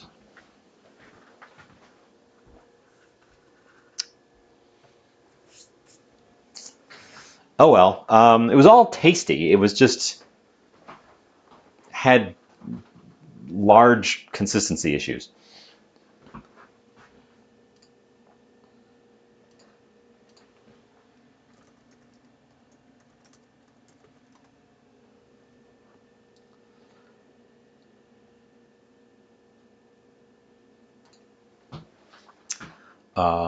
We all saw the chocolate chili. That stuff was actually quite good, and I would, I would try to make that again, but without some of the stupid in between steps, and just go for it deliberately.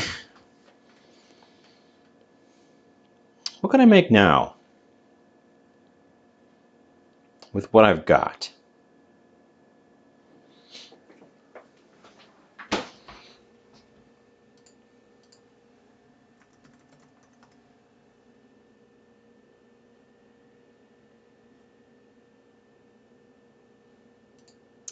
I have an idea.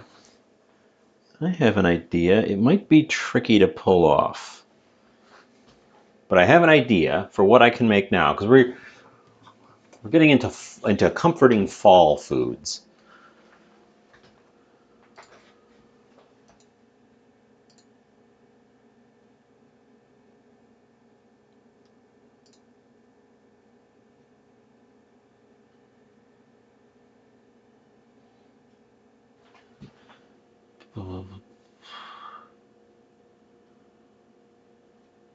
Okay.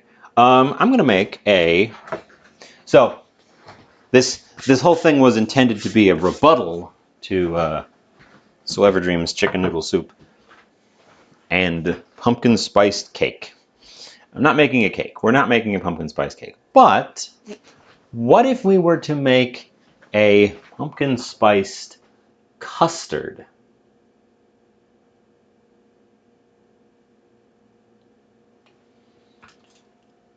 That sounds doable. I just need the small saucepan.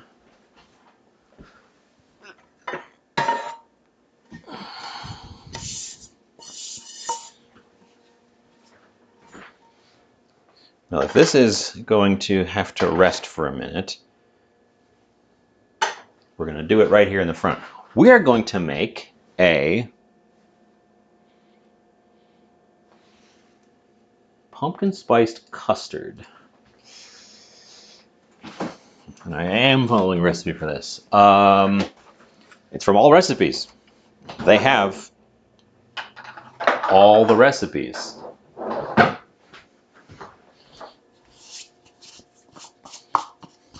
So this isn't going to be a steamed custard. It's going to, I don't think. No,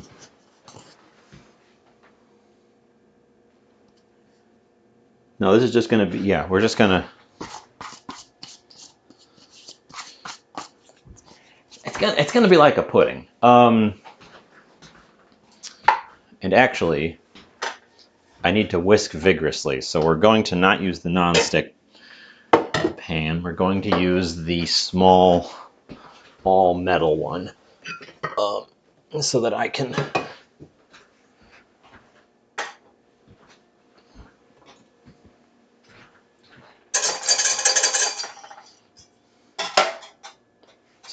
whisk aggressively when we get to that stage.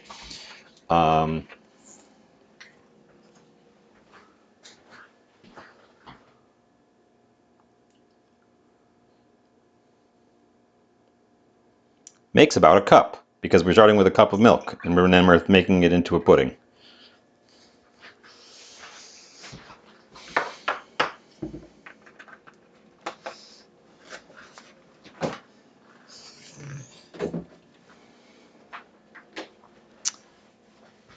And we need the spices to go in there as well. So we're gonna prep our spices. We're gonna come over here. We're gonna grab our little fragment of nutmeg that we've been working on. Our clove, our cinnamon. We're gonna go with the ground ginger. No. We're gonna go with the... We're actually gonna go with fresh ginger for this guy.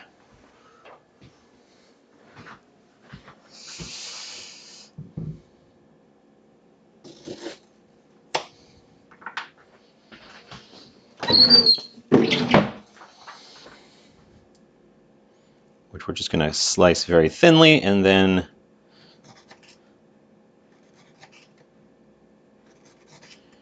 fish out. So we're gonna go with an infusion of ginger rather than having powdered ginger in our mix. So grab your thinly sliced ginger. I'm using quite a bit because I want to make sure that we get that infusion.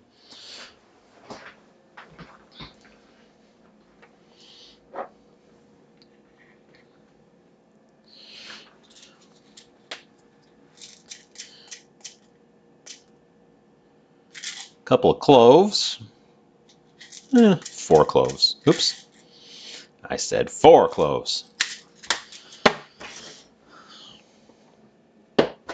Ginger, cinnamon. This is one of the weirdest things I've seen. This is cinnamon. This is whole cinnamon sticks. The lid has a shaker and a open side. I mean, it's a generic lid, but for this, for whole cinnamon sticks, even getting them out of the part of the lid that just opens seems like too much of a hassle. Why would you bother?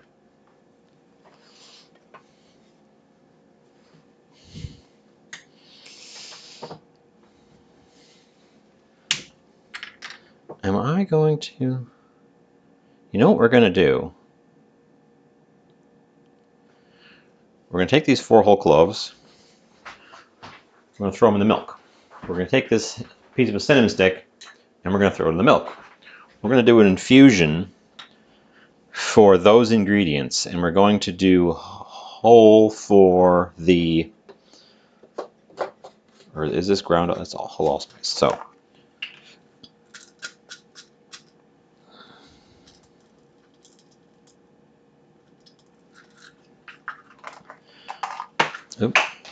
a bit of allspice and a bit of nutmeg.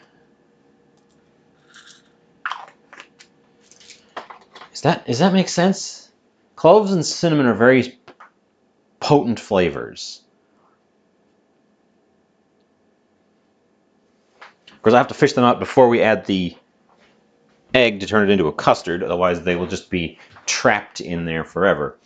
I don't think the microplane is not dirty, for a change.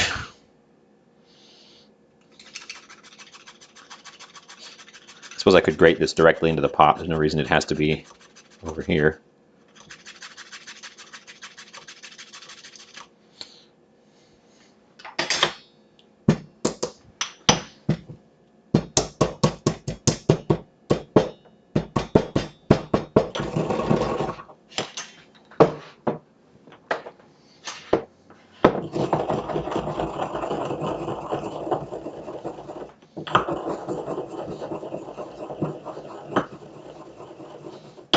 Okay. I'm supposed to add butter to this.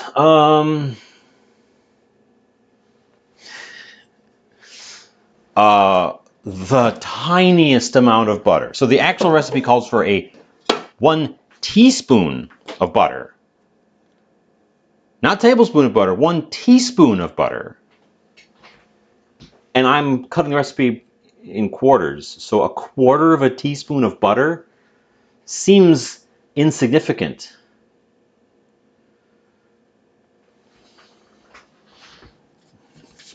It seems silly. I'm just going to shave a little bit off the end here.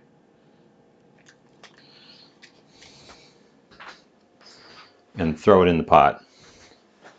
Extra butter ain't hurt nobody. Extra butter ain't hurt nobody.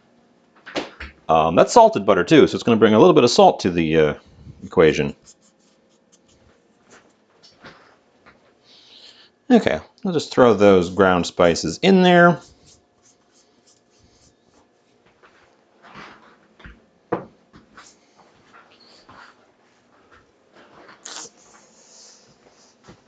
Pop over there, grab our whisk, stir,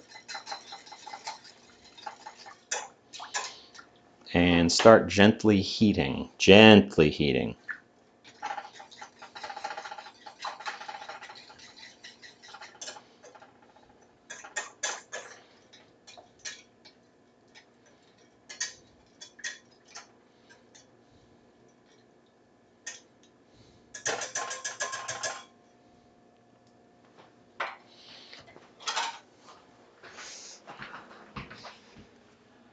And I kind of want to make it turn orange on account of its pumpkin spice. So we're going to get out the food colorings because I don't really have another way to make it orange.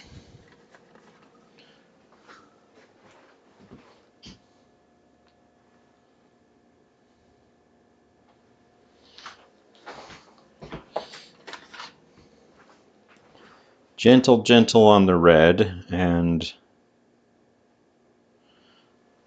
a couple more on the yellow.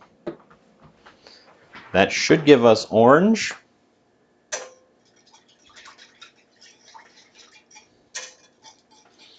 It's pink. It's immediately pink.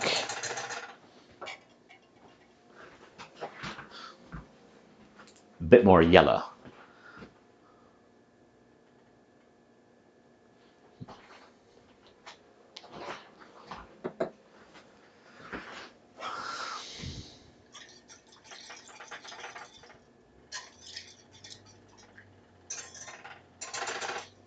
That's looking more orangey. Almost like Caucasian.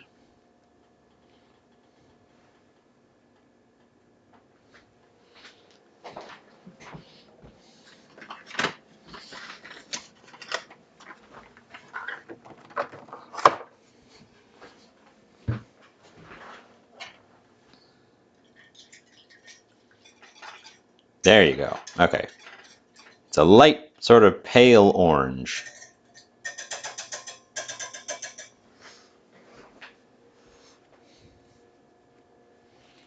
We need the whisk handy.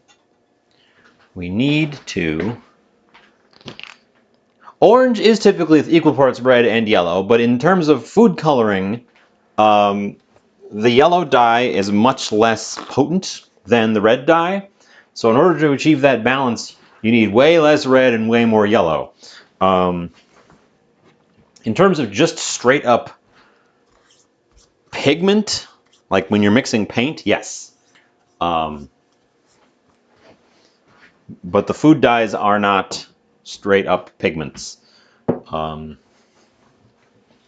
Actually don't know what chemicals are in these. They're all weird chemicals. They're probably banned in half the world. So it's red number 40 and yellow number 5. So if you're curious as to what chemistry set I just put into my custard mix. Also, hi, welcome in. Yeah, food coloring's a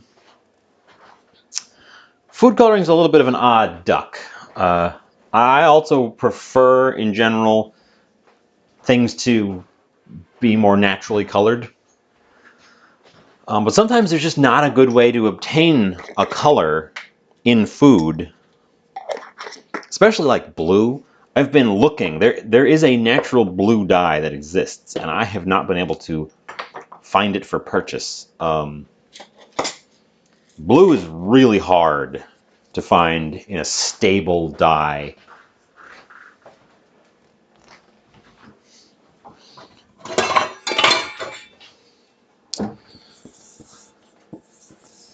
Okay, while the milk is gently warming, there's a piece of butter in there, so I'll know if it gets too hot because the butter will have melted. We need to whisk together our egg.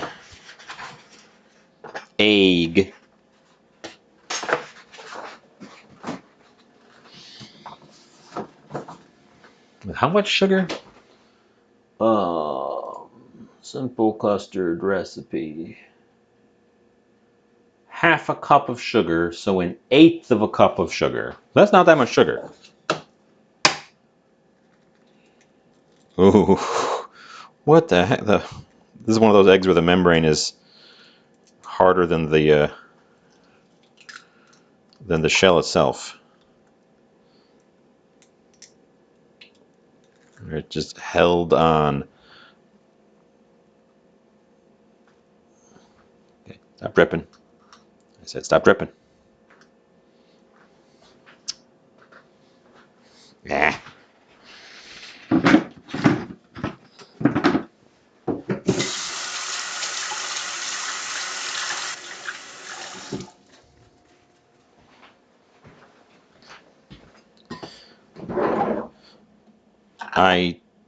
Do I have an 1/8 cup measure? I do.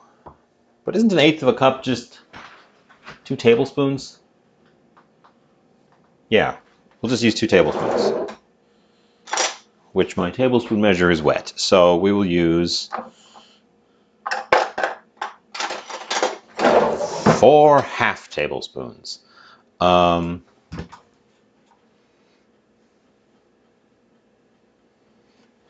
Do I need confectioner sugar? This says white sugar and cornstarch.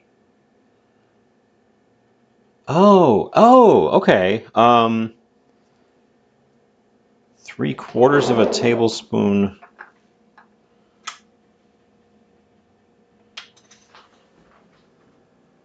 Tablespoons. Everything is so weird. Why are imperial measurements so ass stupid?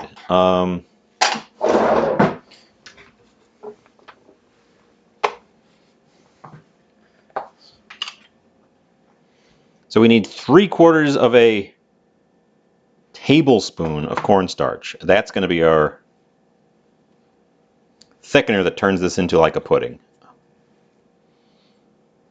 And I am just kind of eyeball the end bit there. Interesting that it's being used in this way, where the egg is hydrating the cornstarch. The egg. And I have a brand new package of sugar, so we will open this up.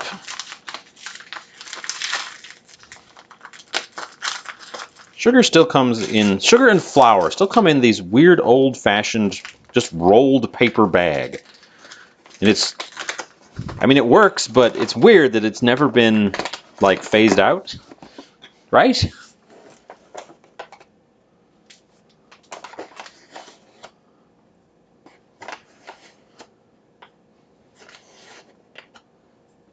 Okay, that's the sugar.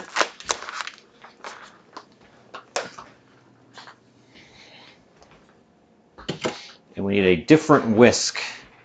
Or no, we can use the same.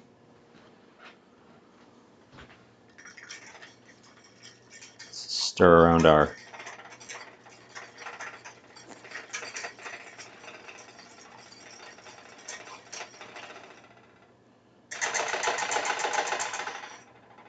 Stir around our milk mixture there.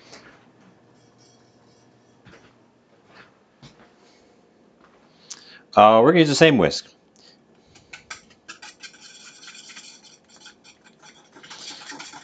And,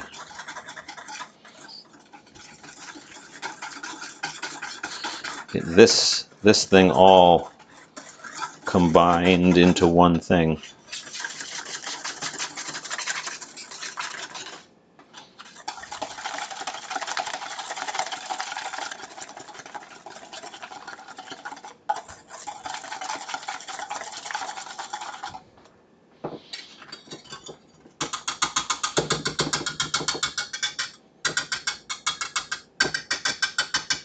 Okay. And then we're going to combine that with that, and it's going to turn into a thick custardy custard, which we're going to be all delicious about. Those words made sense. Don't question it.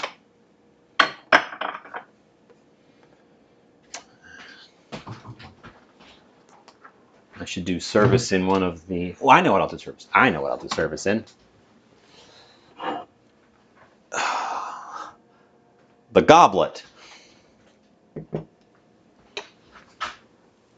I'll serve it in a goblet.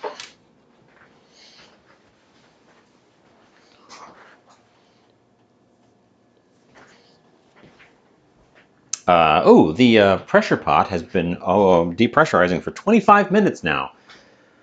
We're probably, it said, so my Instant Pot chicken stock said, absolutely must depressurize for 30 minutes. Now, I don't know about that. But I bet we have 5 minutes before I need it.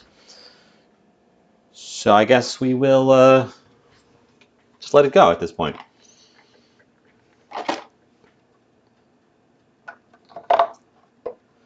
I'm also going to add just a dab, just the dabbest dab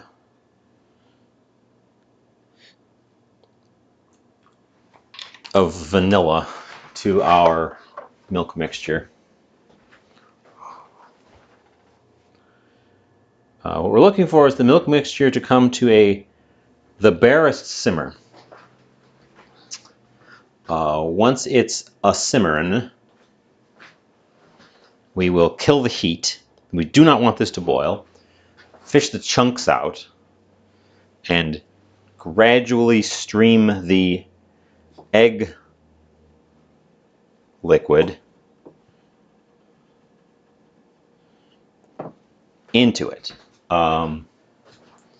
whisking vigorously all the while to get it to combine and hopefully form a nice smooth custard. And then I will put that in the fridge to finish setting up, and we can resume soup time.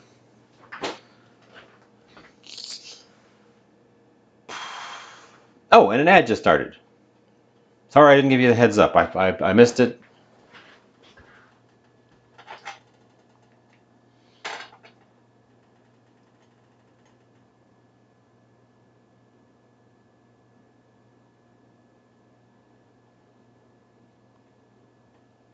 Okay, there are bubbles forming.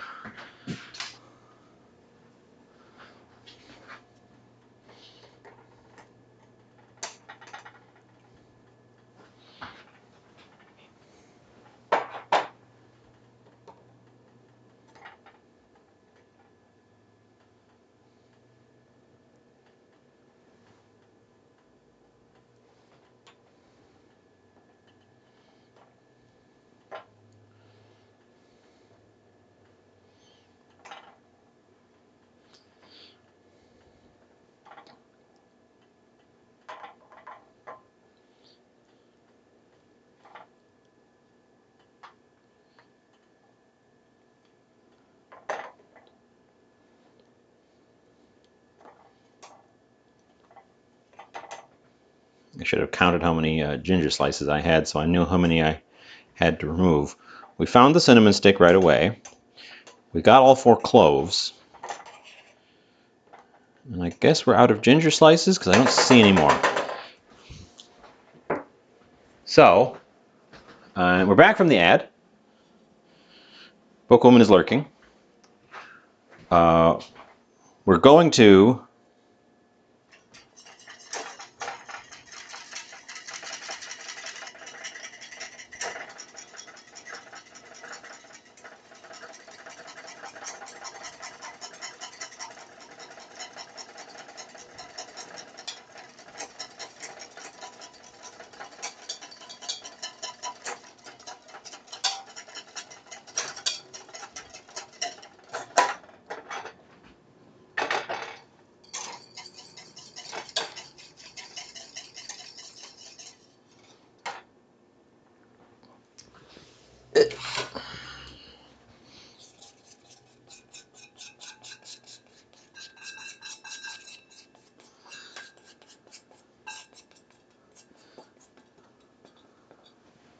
Okay, stream in the egg mixture.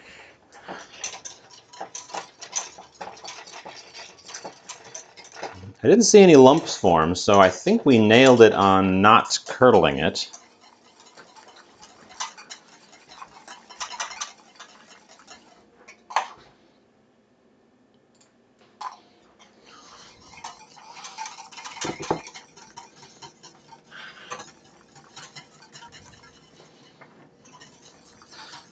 The question will be, will this set up when it cools?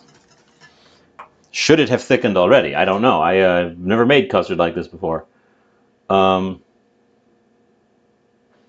Whisking constantly until it is thick enough to coat a spoon, 5 to 10 minutes. Will someone in chat, if you are available, please look up what to do if stovetop custard doesn't thicken?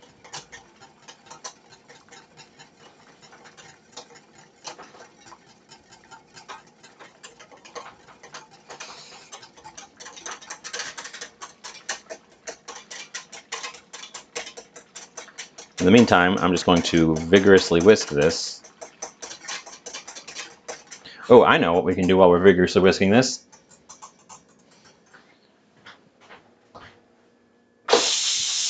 We can release the pressure on the stock because we're ready to use that now.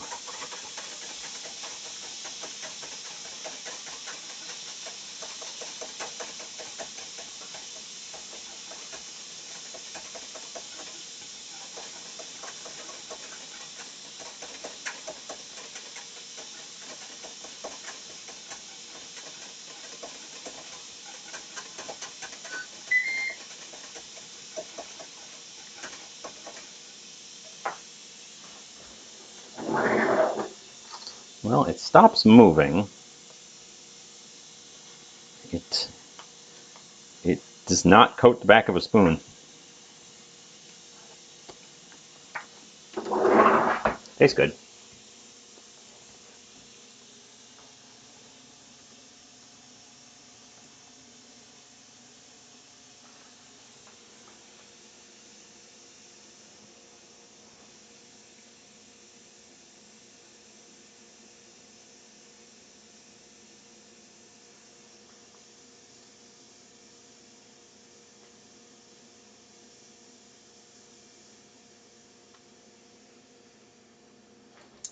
We might need more heat.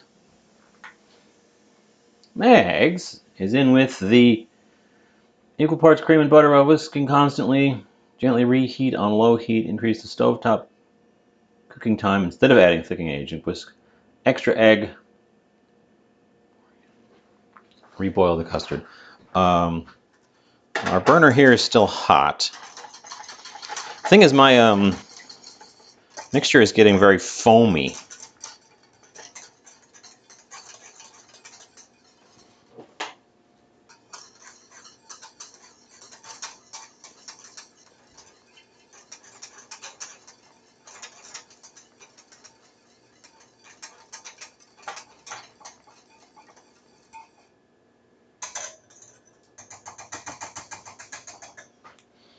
It's got a little bit of thickness because it stops spinning pretty readily.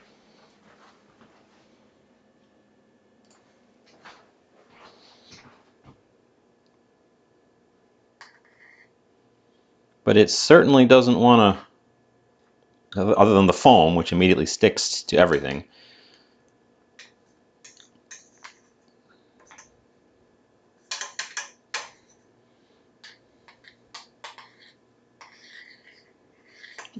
There's no lumps.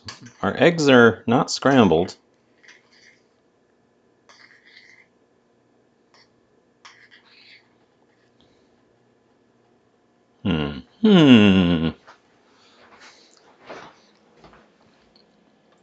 I don't have any cream.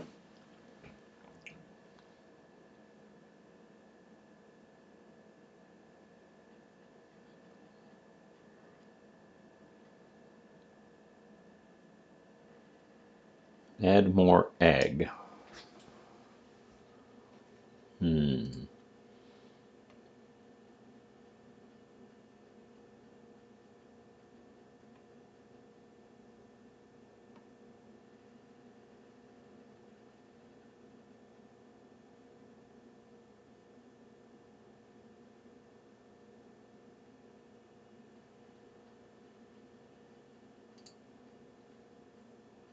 Hmm.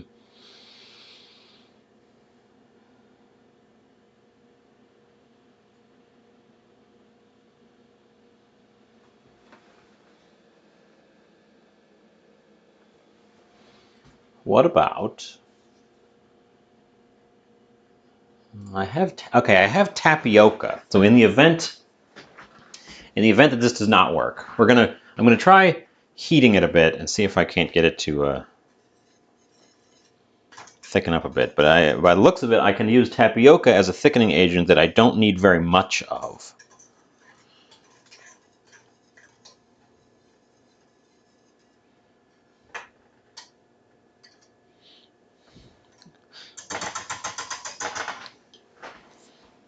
Compared to adding a bunch of cornstarch that I would need to then hydrate, add a bunch more liquid to it. According to this, I can use tapioca in a very small quantity and also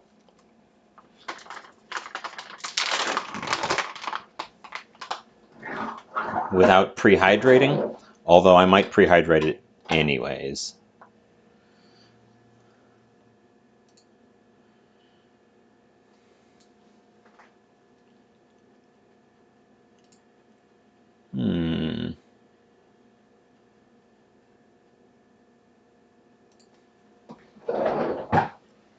It should also set up a little bit as it cools, just because. Let's take a peek in our magic pot while we're fussing around. Ooh! Ah! Damn! Steamy. I didn't lift it by the lift here handle. I lifted it by the locking mechanism, which is where all the steam came out. So I steamed my hand for a second there. Don't worry, I didn't burn myself, but it was hot. But it was hot.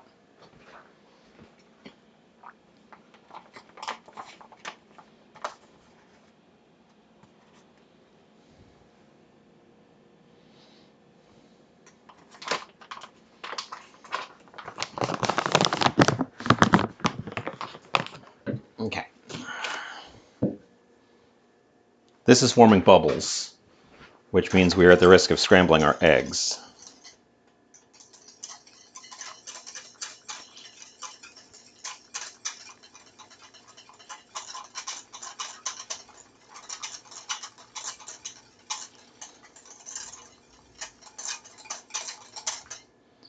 I don't see any egg lumps, so I think we didn't scramble our eggs, but it actually feels thicker already. It's got a little bit more resistance to it. I might just not have cooked it enough. I think it might have taken too long for me to fish the bits out, and it wasn't quite hot enough.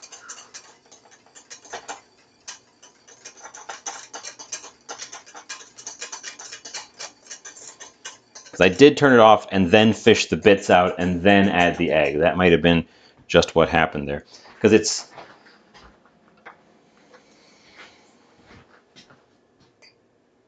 Oh, yeah, it's already much thicker, even just a bit. And it's got a good silky consistency. So I think it was literally a case of I fudged the heat.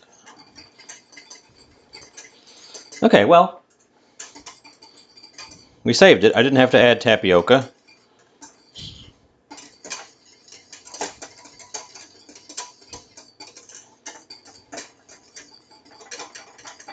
And I guess the recipe works as long as you actually follow the recipe. Yeah, it's thick enough that it leaves little streaks with the whisk now. It's not quite ribbony, but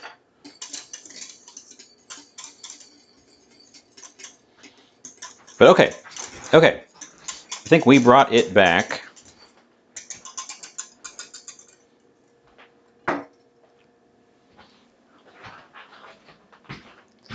Let's step one, put this back on the hot burner and put the heat back on for it.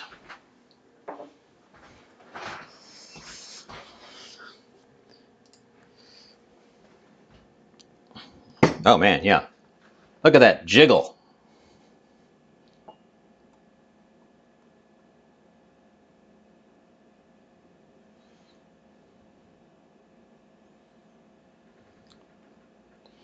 We did it. We did it. It was easy. It worked perfectly. I just had to have faith.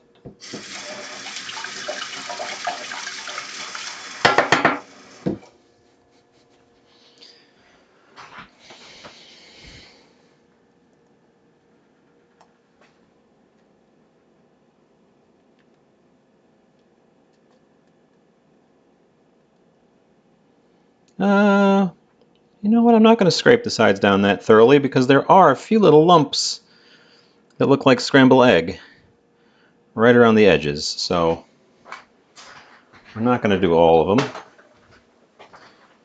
We're gonna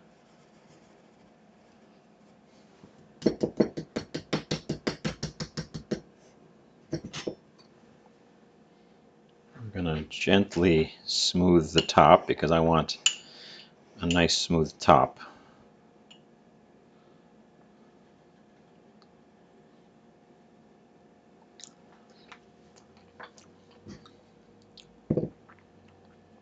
Smooth.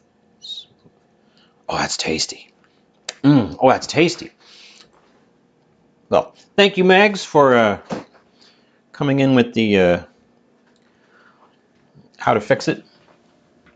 We're going to go ahead and chill that while we pop back over to the stove.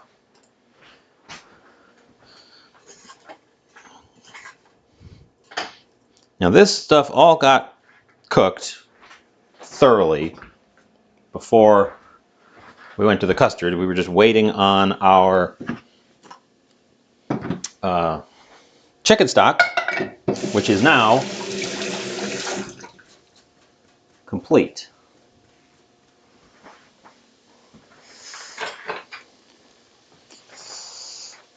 We will move our noodles out of the way. How hot are you? You're very hot. It's very hot. We're going to stop that timer.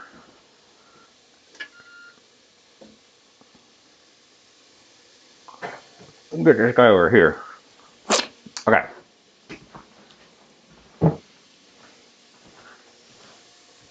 So we don't want pretty much any of the chunks. We just want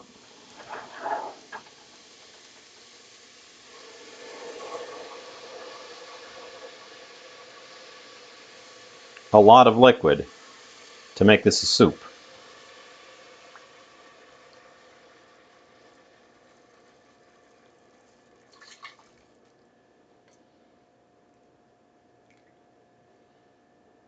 This has got to be the worst way to do this.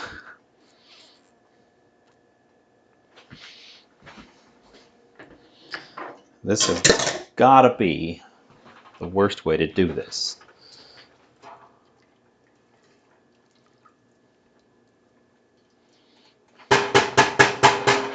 Here's what we're going to do.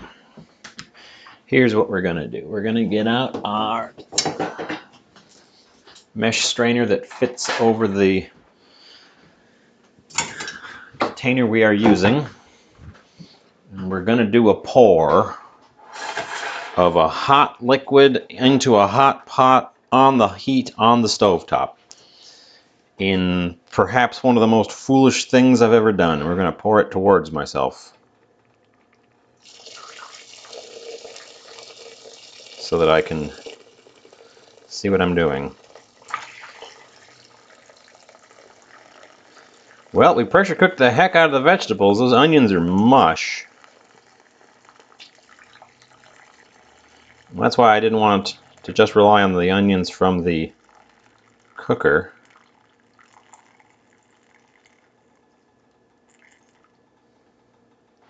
Okay, that wasn't so bad. Splashed my apron a little bit, but that's what the apron's for.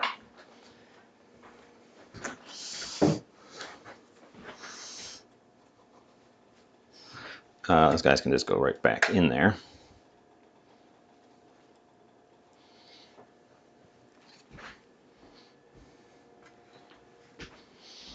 Okay. Soup is looking soupy. We need the heat to come up because this needs to come to a boil, but everything is kind of floating around in there like it should.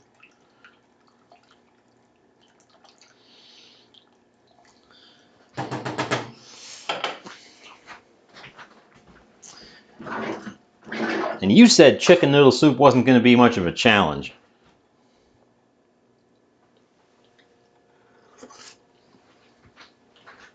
Ooh.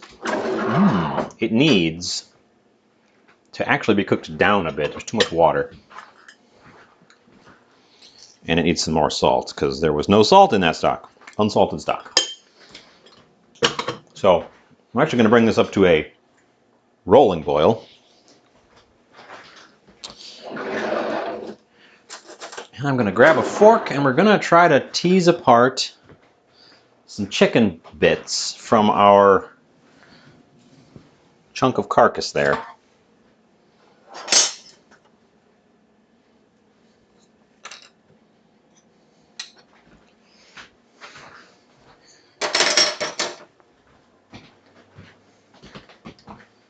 So, board, no non-scratching tongs.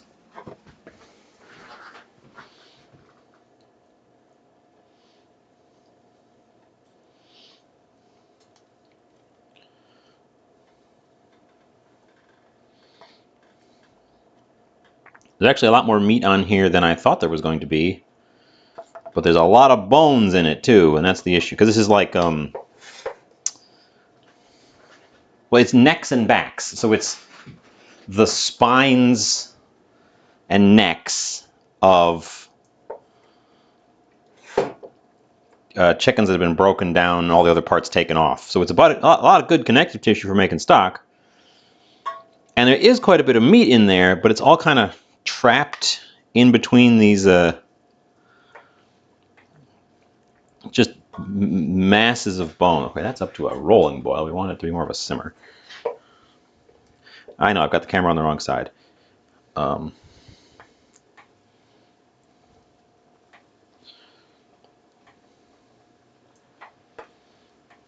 chicken is literally fall apart tender as well, so that's good.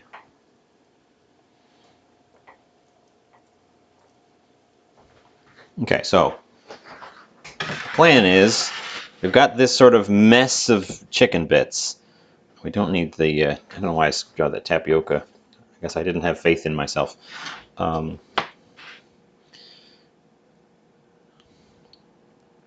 we've got bits like this, where there's clearly good meat there, but right in the middle, there's a bunch of vertebrae that you don't want in your finished soup.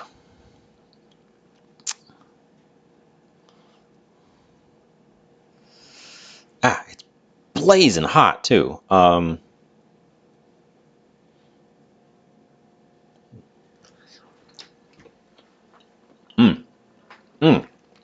That's good. Oh, that's good. So that's the plan. We're going to sort of blazing hot. Tease these bits off of these bones while our soup is simmering, because it needs to reduce a little bit anyways. There's a there's a nice piece.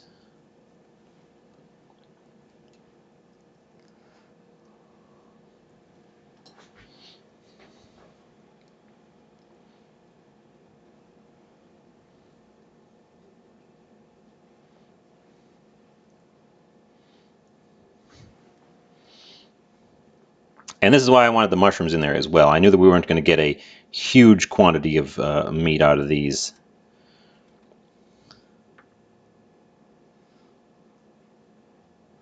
We're getting not a terrible amount.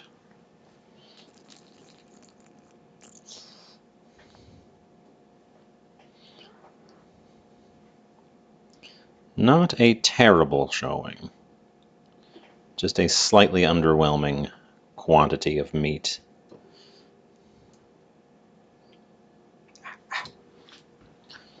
I don't have those hot fingers, those hot chef fingers where they can just reach into whatever and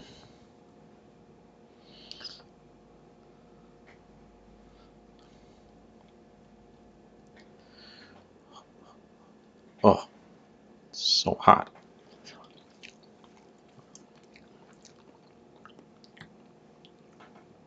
I do have that hot chef mouth. I can eat blazing hot stuff, and I just kind of go, oh, it's hot.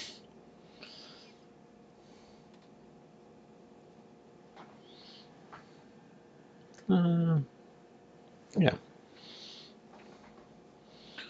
So, you know what I'm having? I'm having this. What are you having for dinner? What have you guys followed along with? I heard Meg's kitchen is finally starting to come together, although not enough to cook anything.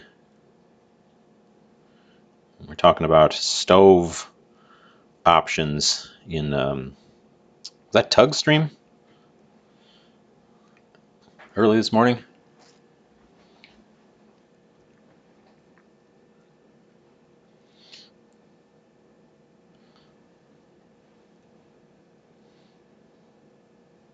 We might end up with some bones.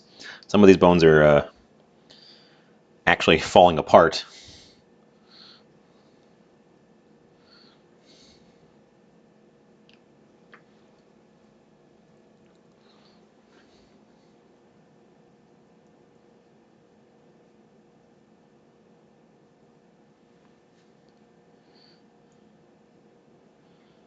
Bones. Unfortunately, I don't think I can compost the bones. My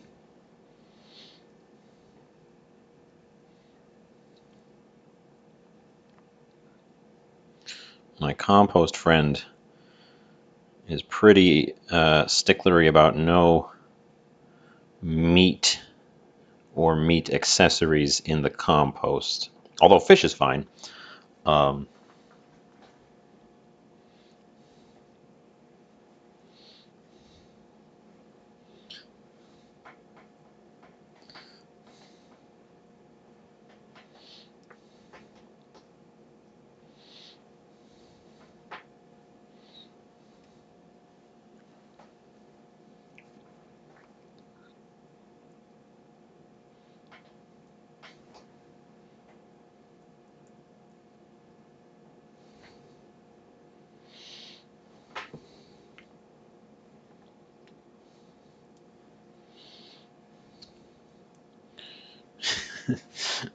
I hope this isn't too gross.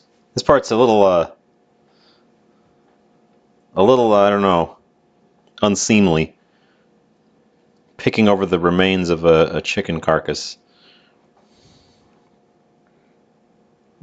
Picking over the remains of the parts that people didn't want of a chicken carcass. These necks. These necks have some good stuff on them, though. And you can see the fun anatomy lesson of how they're articulated.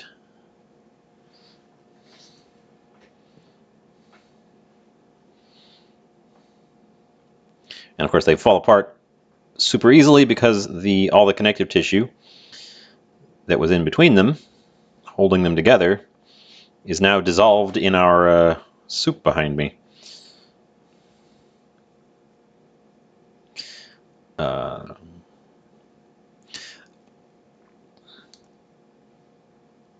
This is what you miss out on. Not this, but the connective tissue, that stuff. That's what you miss out on from store-bought stocks. The stock we just made, if I just put it into jars and cooled it, very much I believe it would have turned into a solid block of gel. From all the dissolved collagen that we got out of the bits here. But your store-bought ones never do that. Because they're cheap. They're more of a tea than a proper cooking stock. flavored water.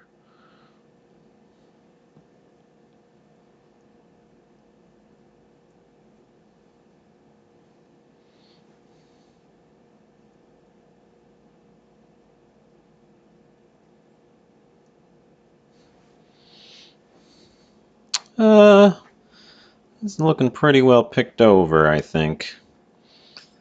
There's some pieces that I keep picking up and they look like good, but then it's this. It's like, sure, but it's razor thin and there's nothing worth pulling off of that. Oh, there's a big piece at the bottom. That's a bone. But that's not. Oh, no, it is. But that part's not. Okay.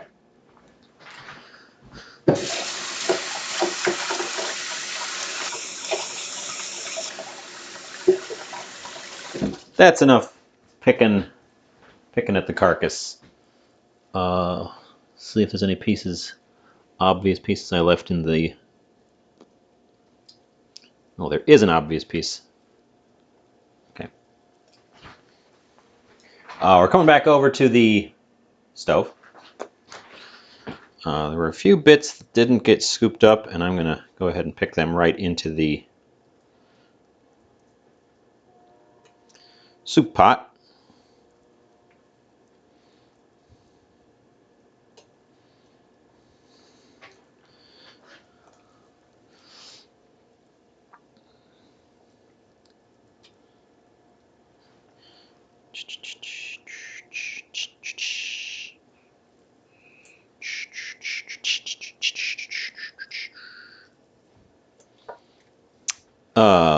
Okay, yeah. Take our chicken and soup in it. Rinse my fingies off.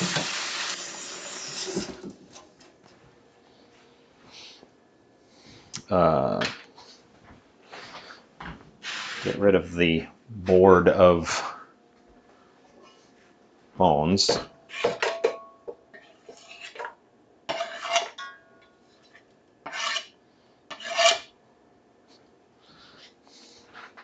I will ask my compost guy about chicken bones rather than just immediately throwing them away. I don't think he's going to want them, but maybe. We've been added progress. When did that happen? Probably a minute ago.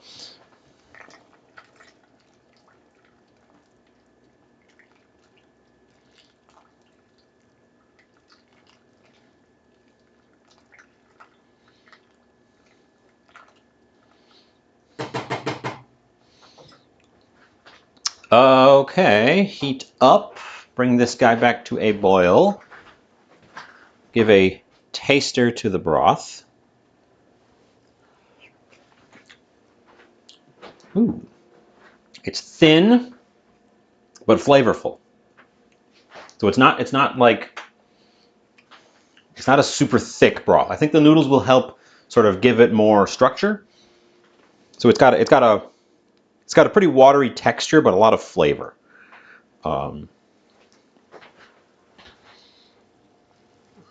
we could boil it off a little bit more, but I think the starch from the noodles will do a lot of work in helping it thicken up.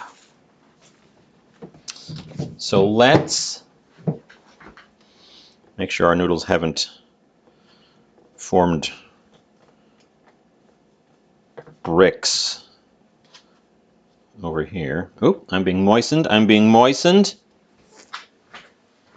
I finished my drink. I need a fresh one.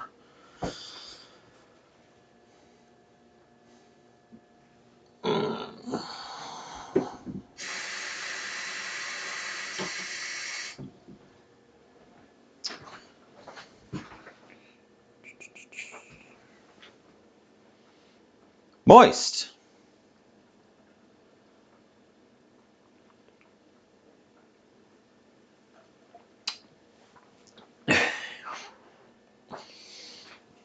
Thank you for the moisten.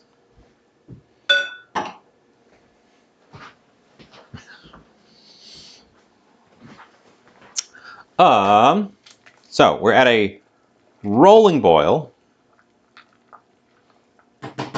We have quite a lot of soup there. But let's nude it up.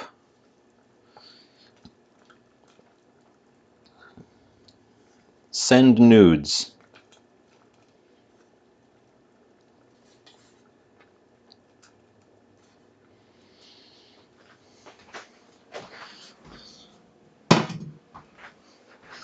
And fresh pasta does not take very long to cook, so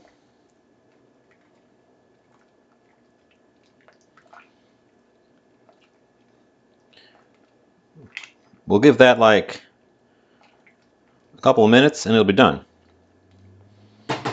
Bring it back to a proper full boil.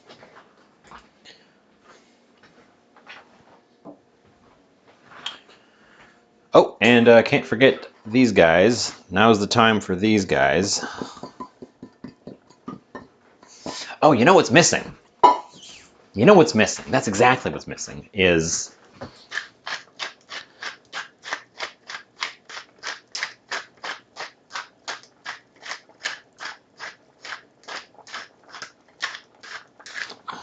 a whole lot of black pepper. I'm also going to give it a shot of seasoning. Improves the taste. I forgot the black pepper. That's what's missing from the flavor profile. Okay, bring that back to a gentler boil.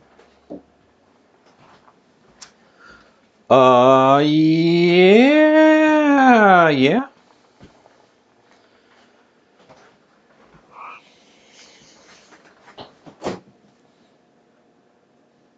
Yeah.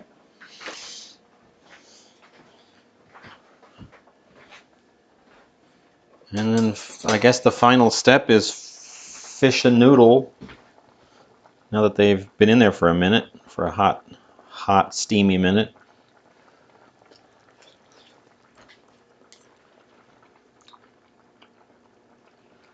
Well, they're done. The noodles are done. Cook them anymore and we'll ruin them, so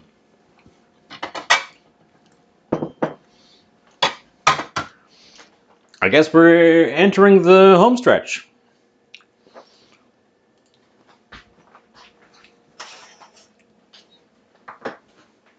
Where's my big ladle?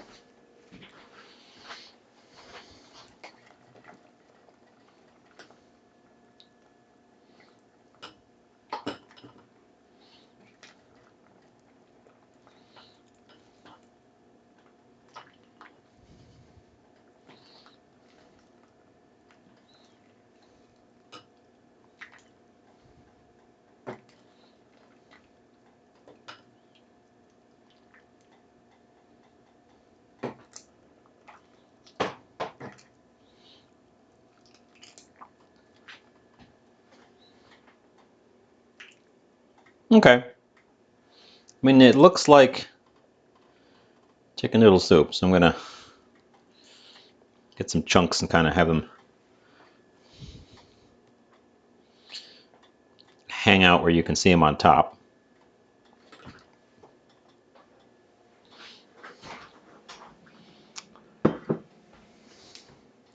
But that sure is a chicken noodle soup. Nude chicken soup.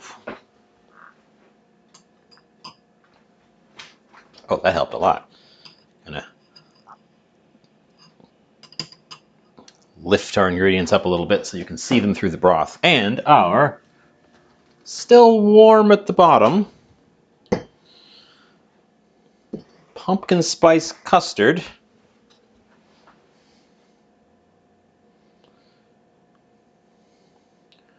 with decorative cinnamon stick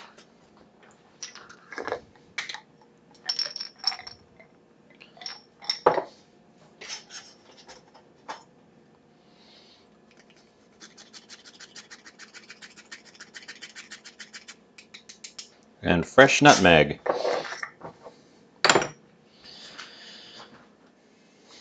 Ta-da. Ta-da.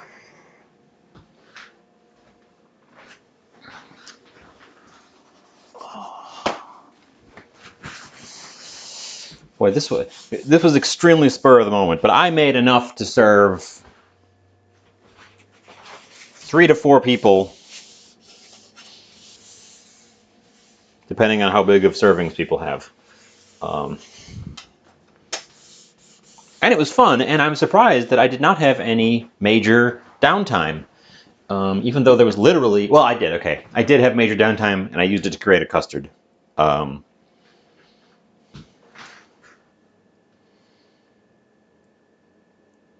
let's get, as they say, the sexies.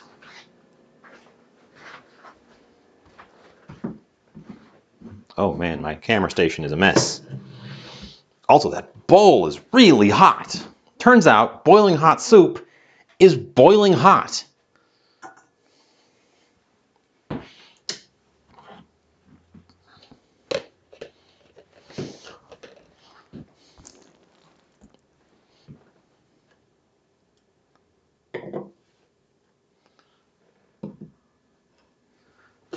Who da thunk? Who da thunk? Camera. So, we are going to take our photo.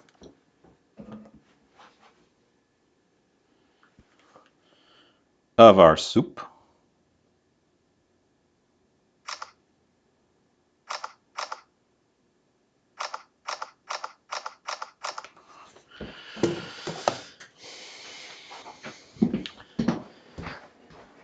Take our photo of our pumpkin spiced custard, which is not yet fully cooled.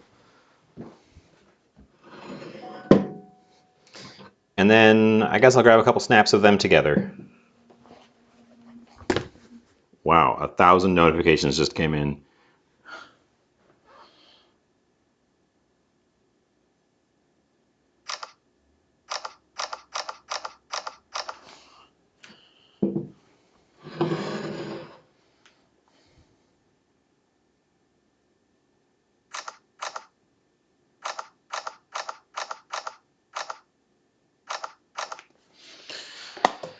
Okay, bringing the soup back.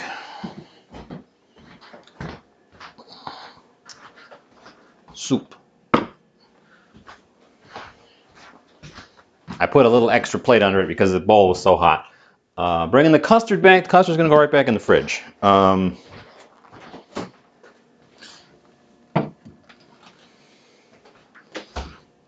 Because it's not quite fully cooled yet, and I'm not going to eat it until it is, because I want the best experience. Let's taste our soup, though, especially with these nice big pieces. And you see, they didn't hardly shrink up at all. These big fronds of that hen of the woods. Get an actual piece of chicken in there too.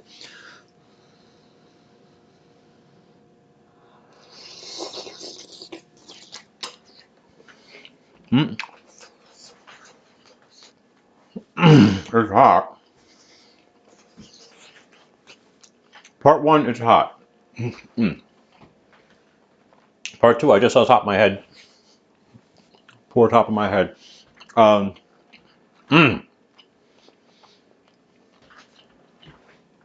I'm glad I did not wait and put the mushrooms in later.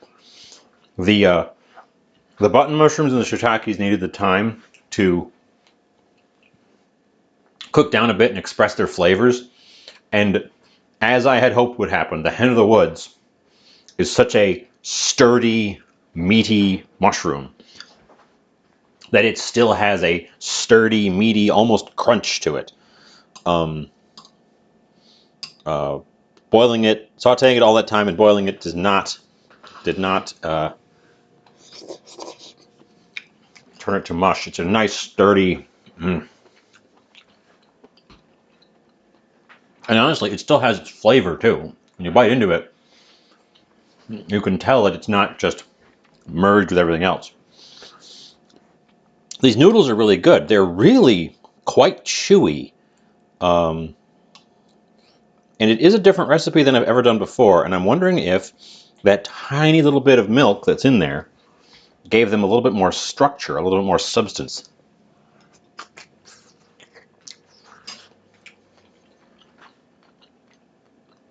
Because they're like al dente noodles.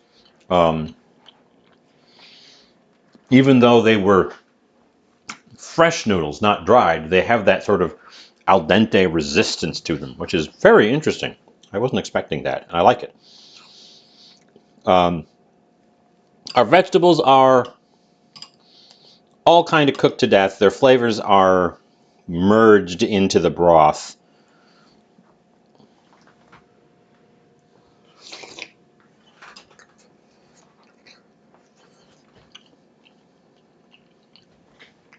Which also means they're super soft. But that's expected. They're the first things that go in there, and they are cooked by far the most. And that's what your chicken noodle soup is like. I mean, honestly, this tastes like chicken noodle soup. I'm not going to say that this is some massive revelation. All that work I put in, all that 2.5 hours of fussing around with the pressure cooker and the noodles, we made chicken noodle soup. It is a good chicken noodle soup, but it's not like I'm blowing the doors down on new territory with this thing. I do think that noodle recipe I used was easier and produced a pretty good result. I will keep that one in mind. I'm surprised at how different it is, considering the only real difference is that there's a tiny, tiny splash of milk in it. I'm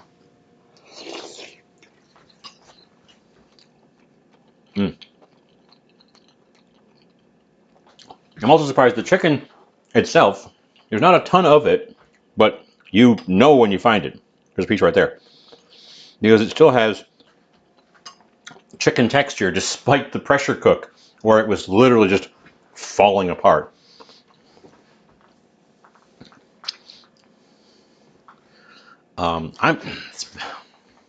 This magic pot, I gotta tell you, this magic pot has been an absolute dream to work with. This stock that I made today that it probably took 2 hours total, including the ramp up time and the ramp down time. But that would have taken all day to make on the stovetop manually. That was a, several hour project. These noodles are good. So this thing has been a real magic pot. I can do projects like this that would take a long time without having to actually be here in the kitchen for 5-6 hours. Makes me wonder what else we can do with it, because it performed really well. The custard, I tasted the custards. I'm going to talk about the custard. I'll put it out here on the table so you can look at it. I'm not going to eat it out of the bowl or out of the goblet until it's cooled, but I did taste it a bit while I was tasting it. Now, it's orange because I put dye in it. There's no pumpkin, but it tastes like pumpkin spice. It's pumpkin spiced, and it tastes like pumpkin spice latte. It's pumpkin spice. It's pumpkin spice pudding. And honestly, as much as I have said in the past on this very program, in fact, it was this time last week when I was doing pumpkin spice stuff, that I prefer to use the pumpkin spice blend in savory applications. It's good in sweet applications too. This is a good combo for just being in custard. So again, I didn't break any ground here. I kind of gave into the trend. It's real tasty. guess I already got the photo of it, so I'm going to break the top. It should scoop out and leave a divot, which it did. It stands up on the spoon and it jiggles. Mm. I'm also glad I did an infusion of those spices instead of throwing them in whole, or rather, instead of grinding them in whole. Because I can definitely taste the cinnamon and the clove. And I probably would have put 4 cloves in and ground them up. And then at this stage, I'd be tasting a lot more clove. With them just doing an infusion, the nutmeg and the allspice come forward much more prominently. It's like an eggnog. It's like a Christmas eggnog, but as a pudding. That's what that reminds me of. And less eggy. And it's also cooked, which proper eggnog uses raw egg. That wasn't that hard to make once I figured out what I had done wrong. I would make that probably 4 people. It'd probably be easier to make in a larger batch too. Trying to make a little tiny batch of that stuff is, you're asking for trouble because you have less control over the heat because you have less mass on the stove. So yeah, I hope I was reasonably entertaining today. We didn't... Oh, I missed a follower. Thank you for the follow an hour ago. I wasn't even looking. Thank you so much for the follow. I appreciate it. So I hope it was reasonably entertaining today. I didn't break any wild ground. I just, made good food from scratch in a hopefully reasonably entertaining way. And now I'm going to eat this delicious soup and go back to agonizing over how badly that interview went earlier today. So, yay! We're pushing 3 hours. Let's see who's on right now, who I can drop us off at.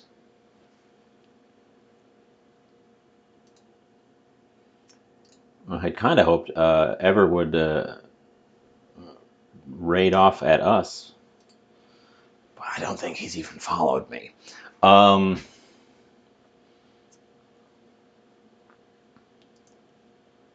What is that? A card game. Heck, he's in Starfield. Bubs is doing something.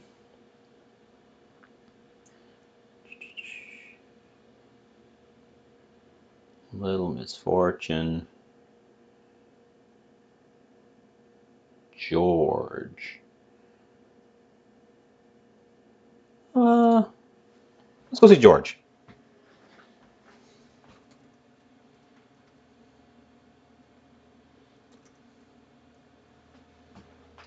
Because he's cooking.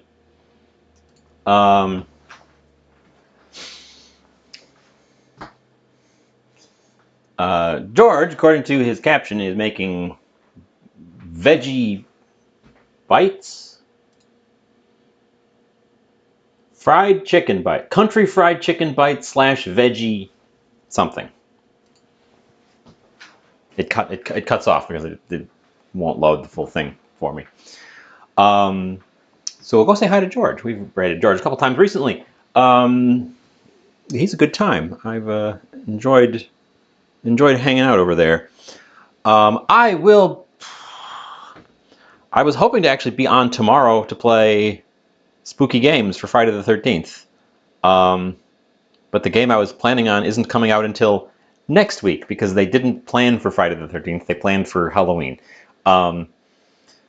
So I will poke around and see if I can't find a replacement. Spookums. I forgot to put my decorative parsley on my soup. But yeah, tomorrow is Friday the 13th. So watch out. It's going to be a something. I don't know if I'll be here. I'll try. Otherwise, I'll see you on the weekend for something. And I guess we will attempt that spooky game when it comes out for real next week sometime. Bye. Awkwardly waving.